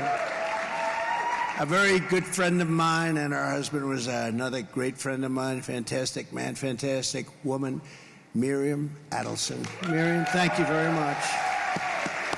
Thank you, Don. Thank you. They like you. They like her. So do we. We all like her. I like her a lot. Congressman Michael Waltz. Michael, where are you? What? He's right here. I know he's here because I saw him come right in. And also Julia Neshwat. Julia, thank you very much for being here. A tremendous person and friend of mine, Byron Donalds. You know Byron? Where is he? He's great. He's around. There he is. What a star. He's great. Big future. Another big future, Max Miller. Fantastic congressman. Congressman Miller. He was with me in the White House for 4 years. He was fantastic. Former congressman and a friend of mine who's been incredible. Billy Long. You know Billy? And his wife Barbara here, wherever you may be, Billy.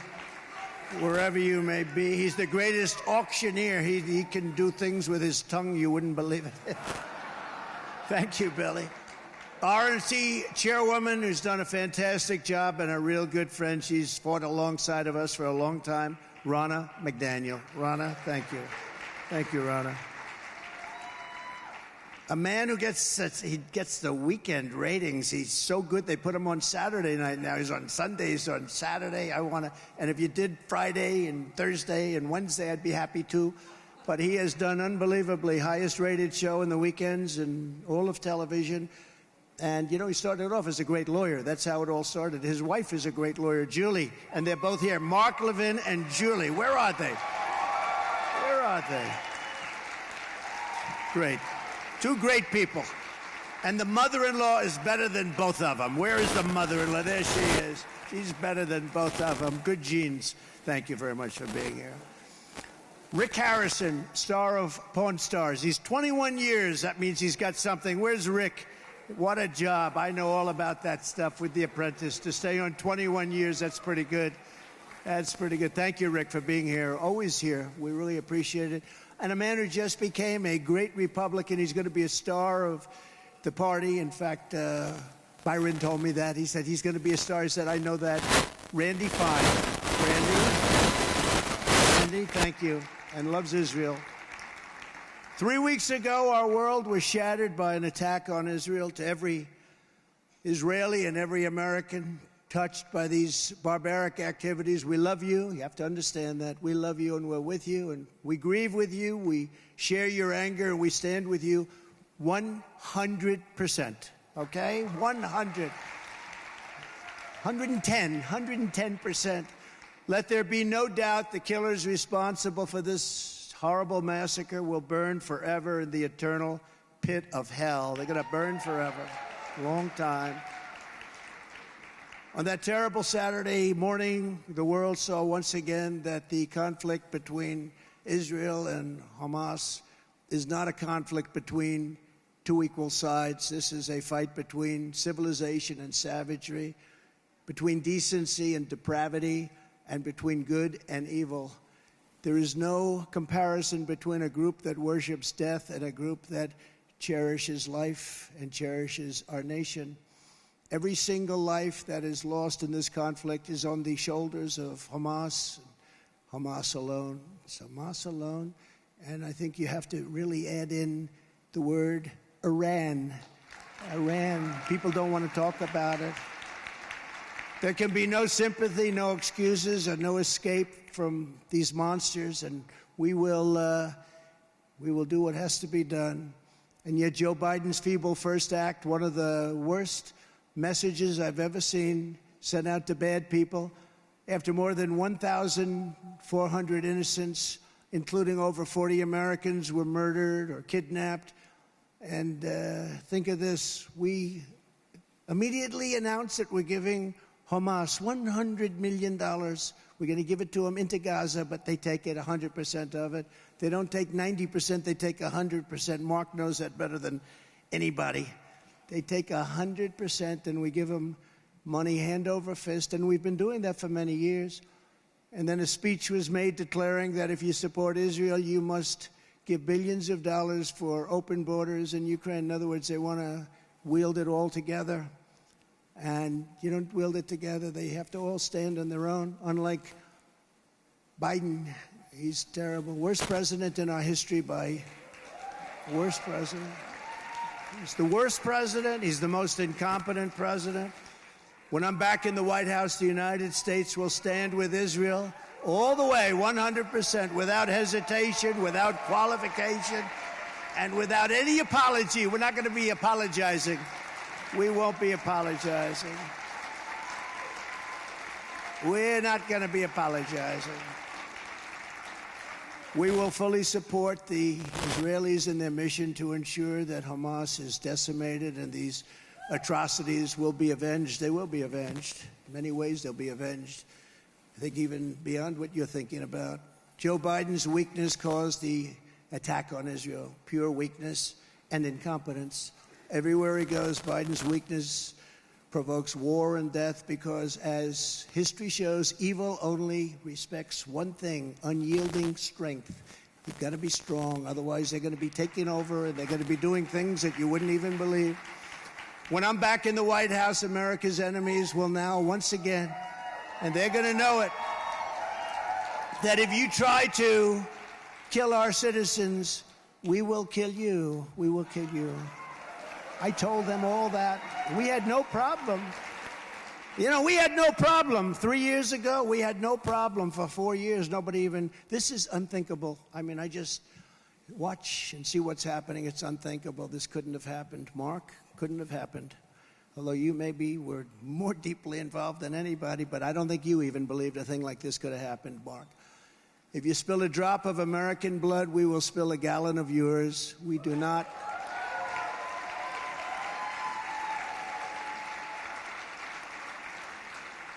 And we're doing it because we want to start peace. We're not going to start wars, but the wars have to be finished oftentimes before the peace. And if you don't do the wars, the peace doesn't happen. And if you're not going to be tough and ruthless like they are, it's not going to happen. We have to stop it. We have to end it once and for all.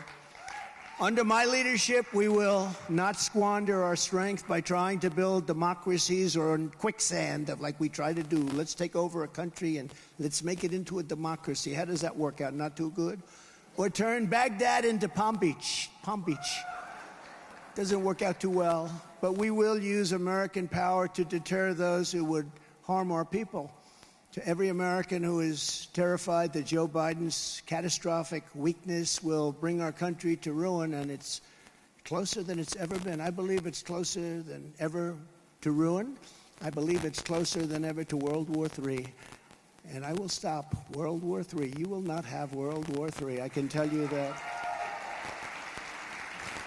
And I make this promise to you as president, we will restore peace through strength on the earth, beyond on the earth. Viktor Orban said the other day, the only way that this world is going to be solved, he's a very strong man, as you know, from Hungary, and he's the boss. There's no doubt about it. He actually asked me for my endorsement, and I gave it to him. I said, what do you need it for? He says, because I like to win by a lot. And he did. But he said, they asked him a question at an interview, and they said, what would you recommend to Biden? And he said that I recommend that he resign immediately and put Trump in his place, because during Trump there were no problems. China respected us. Russia respected us. Everybody respected us. Under my presidency, our country was very, very feared and very, very respected. Feared is not a nice word, but we were feared. The greatest military in the world. You saw what we did. For 4 straight years, I kept America safe. I kept Israel safe, and I kept the world safe. The world was a safer place, a much safer place. Today the world is blowing up all around, no matter where you look. If I were president, the attack on Israel would never, ever have happened. I think you believe that, right? I think you believe that. Ukraine would never have happened. Inflation would never have happened. The most embarrassing moment in our history, the inept withdrawal, the way they withdrew, not the fact that they were getting out. I had them all set to move. We were going to move out with dignity and strength, and we were going to take our equipment, and we were going to take our Americans with us, and we weren't going to have 13 people killed. Great soldiers, great, beautiful young soldiers. I got to know all of the parents. And we weren't going to have 38 people wounded so badly their lives are shattered, just shattered. The legs, the arms, the face obliterated. We weren't going to have any of that. We were going to walk out with power and strength and dignity, and we were going to get out. And we were going to keep Burgum, the Air Force Base, the big Air Force Base, because it was 1 hour away from where China makes its nuclear weapons. But they lost that too. And right now, you know who occupies it? China occupies it. And we would not have open borders where countries are emptying out their prisons, mental institutions, and sending record numbers of terrorists, for which we will someday be paying a very big price unless you elect Donald J. Trump. You're not going to pay a price.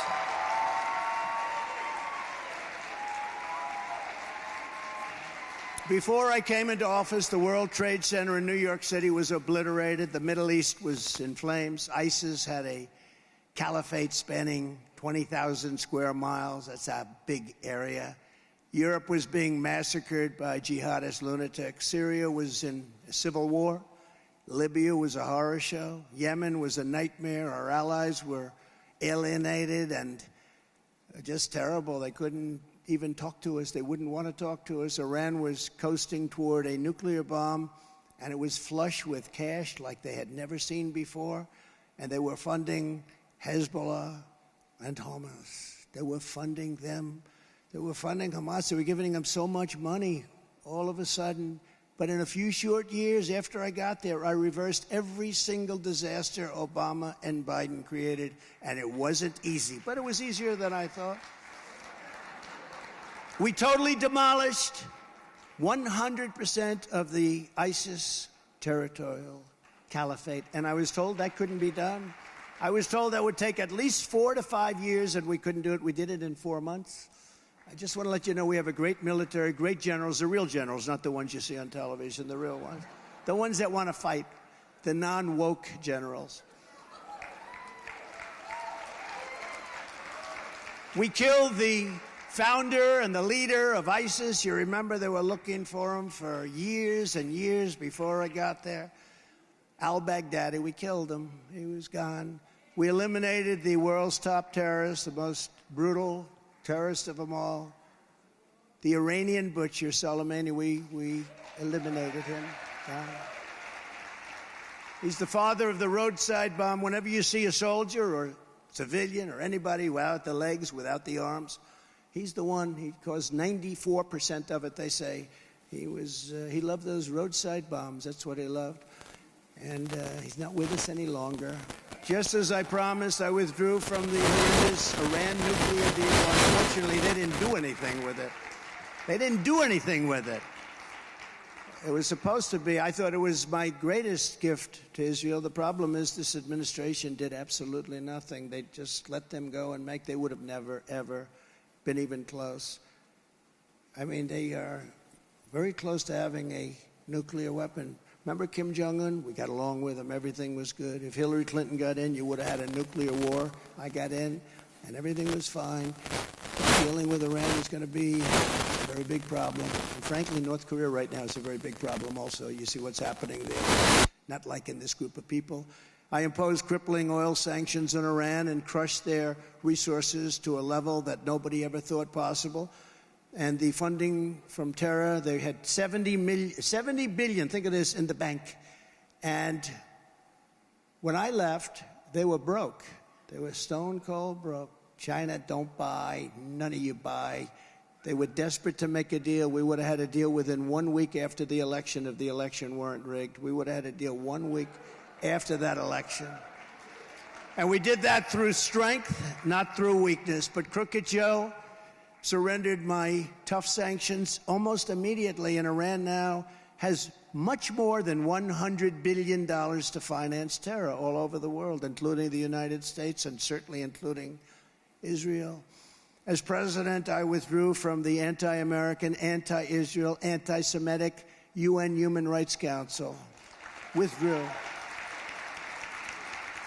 And while others talk about stopping funding for Hamas and the Palestinian Authority, I actually did it. I stopped. I said, wait a minute, you just said death to America, didn't you? You said death. Remember they came into Washington to meet me. They went back. I thought it was a nice meeting, to be honest. They were very nice. And then they went back. I said they couldn't have. That's not the same group I left. They went back and they said death to America, death to Israel. So I said, really? We stopped immediately funding the $700 million. That moment, I said, stop funding them. And we did, immediately. They leave and they say, death to America, and then we pay. And by the way, they were saying it for years, and people just kept paying them $742 million a year. It's a lot of money.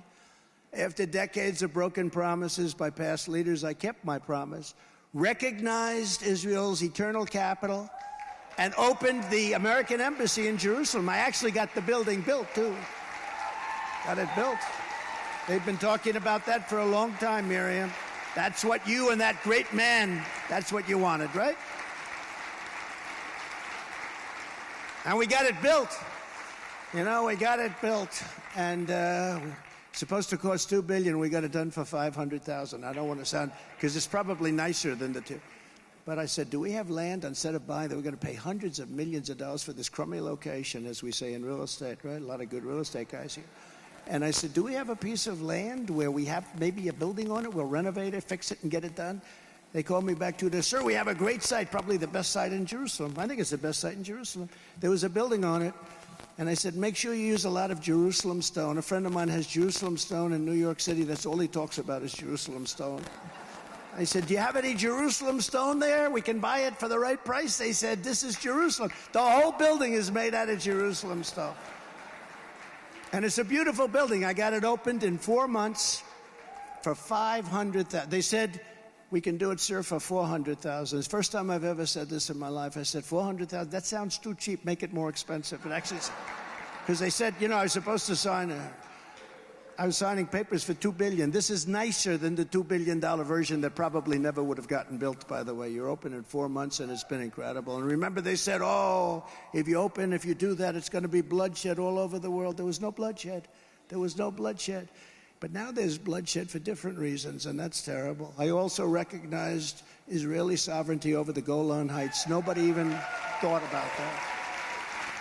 For 72 years, people would fly into Israel and they'd talk and talk and talk about the Golan Heights, and I got it for them. We got them sovereignty over the Golan Heights. That was a big deal. We got it done in about 12 minutes. That's right. 72 years they talked about the Golan Heights. Every year people would fly in and they'd talk about the Golan Heights. They'd have lunch, they'd have dinner, they'd go home, and they'd come back a year later and keep talking. I got it done in 12 minutes. That was a big one. The experts said our pro-Israel policies would produce terror and chaos, but I knew the opposite was true. That turned out to be right. We got the historic Abraham Accords and peace in the Middle East. Peace in the Middle East. In 4 countries, you should have had every one of them signed. Within 3 months after the election, I would have had every single one of them signed. And maybe, because they were really wanting to make a deal, maybe even Iran, if you can believe that. We would have had every country signed. You would have had real peace in the Middle East. And look at what you've got now. Nobody's ever seen anything like it. So fast. I'm proud to be the best friend that Israel has ever had. Everybody says, are you, sir, the best friend that Israel's ever had? And with 4 more years, I will defend America, and I will defend Western civilization from the barbarians and savages and fascists that you see right now trying to do harm to our beautiful Israel. We're not going to let that happen. Instead of cuddling up to the killers in Iran, as Biden has done, I will once again sanction them until their ability to fund terror is absolutely gone.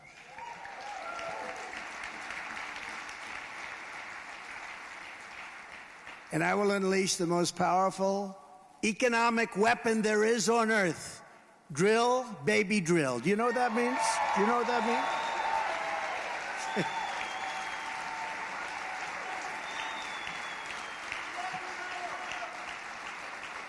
Sure. You know, we have more liquid gold under our feet than any other nation, more than Saudi Arabia, more than Russia, and we don't use it. We go to Venezuela to get their tar. And then we refine it in the only plant that can do that. And you know where it is? It's in Houston, Texas, okay? So when they, well, don't be so happy. Take a look at what they're doing to your air, you know, if you're a big believer in that, which you should be. I will totally demolish the deep state, and instead of targeting Trump supporters, our government will get back to fighting the terrorists where they should be, because that's our big problem. Just days ago, Customs and Border Patrol, who are incredible people, by the way, distributed a memo warning that Hamas and Hezbollah fighters and jihadists are infiltrating across our wide open border. They're all over the place. Nobody's ever seen anything like this. They're all over the place. On day 1, I will terminate every open border policy of the Biden administration. People are pouring into our country at levels never seen before for any country, not just here. Third world countries wouldn't let it happen. They'd fight them with sticks and stones if they had to. They're coming in by the millions and millions. I believe by the end of his term, you have more than 15 million people. That's bigger than New York State. And we have no idea who they are, where they come from. But we know they come from the prisons and the jails. We know they come from mental institutions and insane asylums. Sir, please don't say insane asylums. That's Silence of the Lamb stuff, right? That's Hannibal Lecter. Anybody ever hear of that nice gentleman? No, they're emptying out their insane asylums and their mental institutions into the United States, and they're just freely walking right across our border. What a problem it is. How could anybody want to do that? How could anybody want to do that? They can't be stupid because you can't cheat that well in elections if you're stupid. But the only other alternative is they want to destroy our country. They want to destroy our country. Under Biden, we have not one but two immigration disasters. We have one on the border, and we have one in the Biden State Department, which is admitting colossal amounts of jihadists into our communities and campuses and our refugee programs. That's why you see all of these big demonstrations in New York, in Chicago. Nobody can believe what's taking place. They're letting them in at levels that nobody's ever seen before. We cannot allow that to happen, and we don't want to be like Europe with jihads on every corner. That's what happens. I mean, we're going to be like Europe. You take a look at London, you take a look at Paris, you take a look at what's going on over there. We want to be the United States of America, and we want to make our country great again. Right now, we don't have a great country. We have a laughingstock. As president, I will end once and for all the mass importation of anti-Semitism into the United States. And just as I did before, we will keep radical Islamic terrorists the hell out of our country. We're going to keep them out of our country. We were keeping them out. We were keeping them out. You remember the travel ban? On day one, I will restore our travel ban. We had a travel ban because we didn't want people coming into our country who really love the idea of blowing our country up. Let's blow up our streets and our shopping centers and our people. So I instituted what we call the Trump travel ban, and it was an amazing success. It was suspended immediately upon his coming into the country. And I never talked about this for 4 years. I never mentioned it. We didn't have one incident in 4 years because we kept bad people the hell out of our country. We kept them out. We didn't have not one instance. I didn't want to say it during the 4 years because I didn't want to walk out of the speech and have something happen, right? I'll also be implementing strong ideological screenings for all immigrants coming in. If you hate America, if you want to abolish Israel, if you sympathize with jihadists, then we don't want you in our country, and you're not going to be getting into our country. I will cancel the student visas of Hamas and sympathizers on college campuses. The college campuses are being taken over. And all of the resident aliens who joined in the pro-jihadist protest this month, nobody's ever seen anything like it. Come 2025, we will find you and we will deport you. We will deport you. That's caused by some very bad troublemakers, those events that you've been watching. In the past 3 weeks, crooked Joe Biden has turned a blind eye to the greatest outbreak of anti-Semitism in American history. You have the greatest. I call up friends of mine who happen to be Jewish. I say, are you watching what's going on? And they're actually frightened.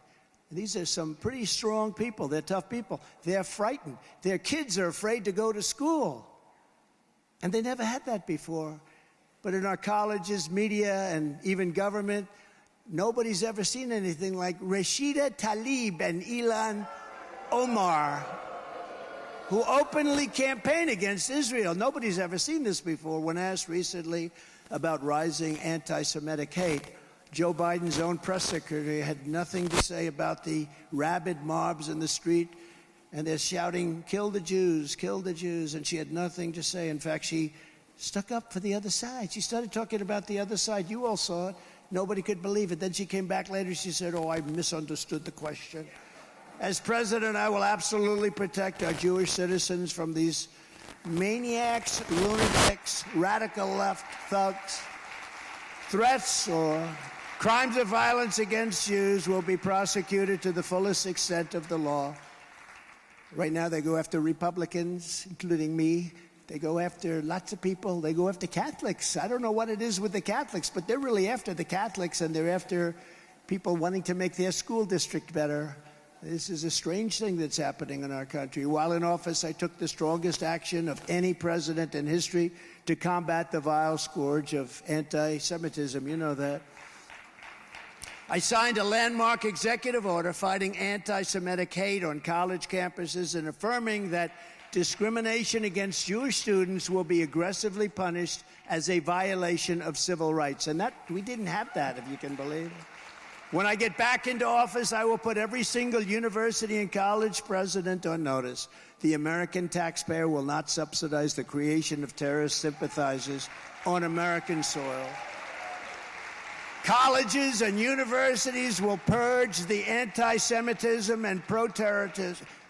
What you're doing, the terrorism, this pro-terrorism is so out of control. Nobody's ever seen, or they will lose their accreditation and every last penny of federal student loans. It will not be paid to them, probably shouldn't be paid to them anyway. Never forget, the same radicals tearing down posters of Israeli hostages, can you imagine, at our university, ripping them right off the wall, I couldn't believe it, are the ones tearing down statues of our American heroes, defunding our police, destroying our justice system, and demolishing our borders. These are the same people that you have, same people, not good people for us. The United States and Israel represent the pinnacle of Western civilization, which is exactly what these people want to destroy. They want to destroy it. This is why those who chant death to Israel also chant always death to America. Do you ever notice? They always put them together, and that's why American patriots and supporters of Israel, and you have tremendous support in this country, I can tell you that, must stick together come hell or high water. You have to stick together. We must have strong borders, strong military, strong families, strong cultures, and above all, we must have a strong American president. That's where it starts. You don't have a strong president, the rest is just words. It's only words. It's only words. You never had any of these problems. For 4 years, you didn't have any of these problems. Think of it. You wouldn't have Ukraine. You wouldn't have Israel being attacked. You wouldn't have inflation. You wouldn't have anything. You'd have gasoline selling at $1.87. With your vote, I will defeat the jihadists, the terrorists, the communists, the Marxists, the fascists, and the anti-Semitic radical left lunatics. And we have plenty of them. We have a lot more. They're just pouring into our country. You know, the same people that attacked Israel are coming into our country. And there are a lot of them that are young, strong men. And they're coming in. They're 21 and 22 and 23 and 24 years old. And they're strong. And I watch some of the fake news media saying, oh, so many strong men. Oh, that's wonderful. There's a reason. And you know where they're coming in from also? Slightly different, all over the Middle East, but where they're coming in from? A lot coming in from China. What's that all about? We have a lot of young, strong men coming in from China. I wonder what that's all about. I will defend our friend and ally, the State of Israel, like nobody has ever defended it before. I will rescue the American economy. I will restore America's borders, which are a disaster. I will stand up for American sovereignty, and I will save American freedom starting on November 5th, 2024. Get out and vote. And I just want to say, and I say it so strongly, this is the most important election in the history of our country. I used to say that on 2016. This is the most important election, and I meant it fully.